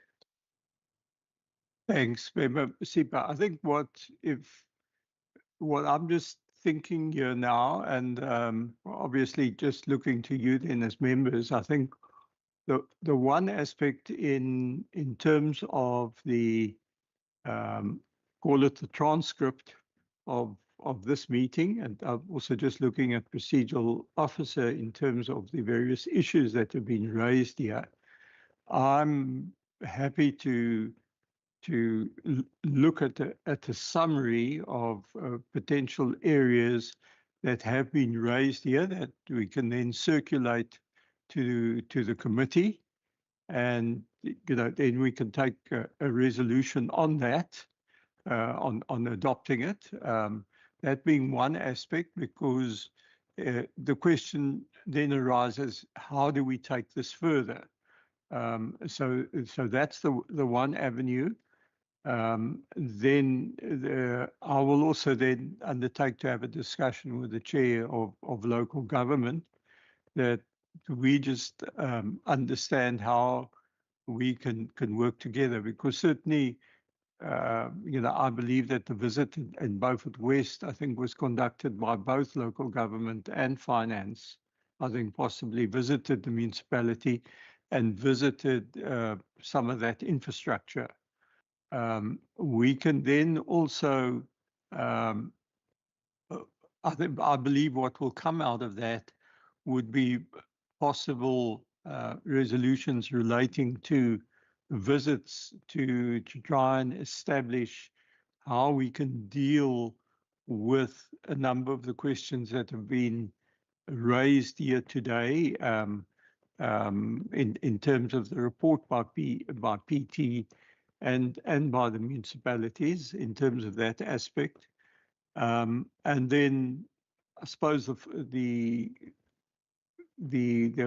one issue there is also how do we deal with a number of the other municipalities to be able to gain a greater insight into the rest of the municipalities across the province, including those who are in financial recovery, because I believe we need to look at a number of those aspects and possibly also have site visits into the future in respect of those municipalities. I'm just looking for guidance here, if that is a way forward. Member Masipa. Chair, I want to second the proposal that we move that way, and then maybe, the final resolution will happen after your meeting with the chair of the local government, and then we really look at the report, and then we adopt the report at that meeting. Thank you, Chair. Thank you, Member Masipa. I was just looking at Member Bryant. If you are able to express any view there at this stage. Yes, I have been following, and yeah, I'm more than happy with that meeting to take place, and we can take it from there after that. Thank you. Right. So I think that appears to be the general resolution that we then have at this stage. So I think thank you everyone for being with us. I mean, we've almost been here 10 minutes short of 4 hours, I believe. And so thank you very much for that. And I think that then brings this meeting to a close. Thank you, and please enjoy Heritage Day tomorrow. Thank you, Chair. Thank you, Chair. Thanks, colleagues.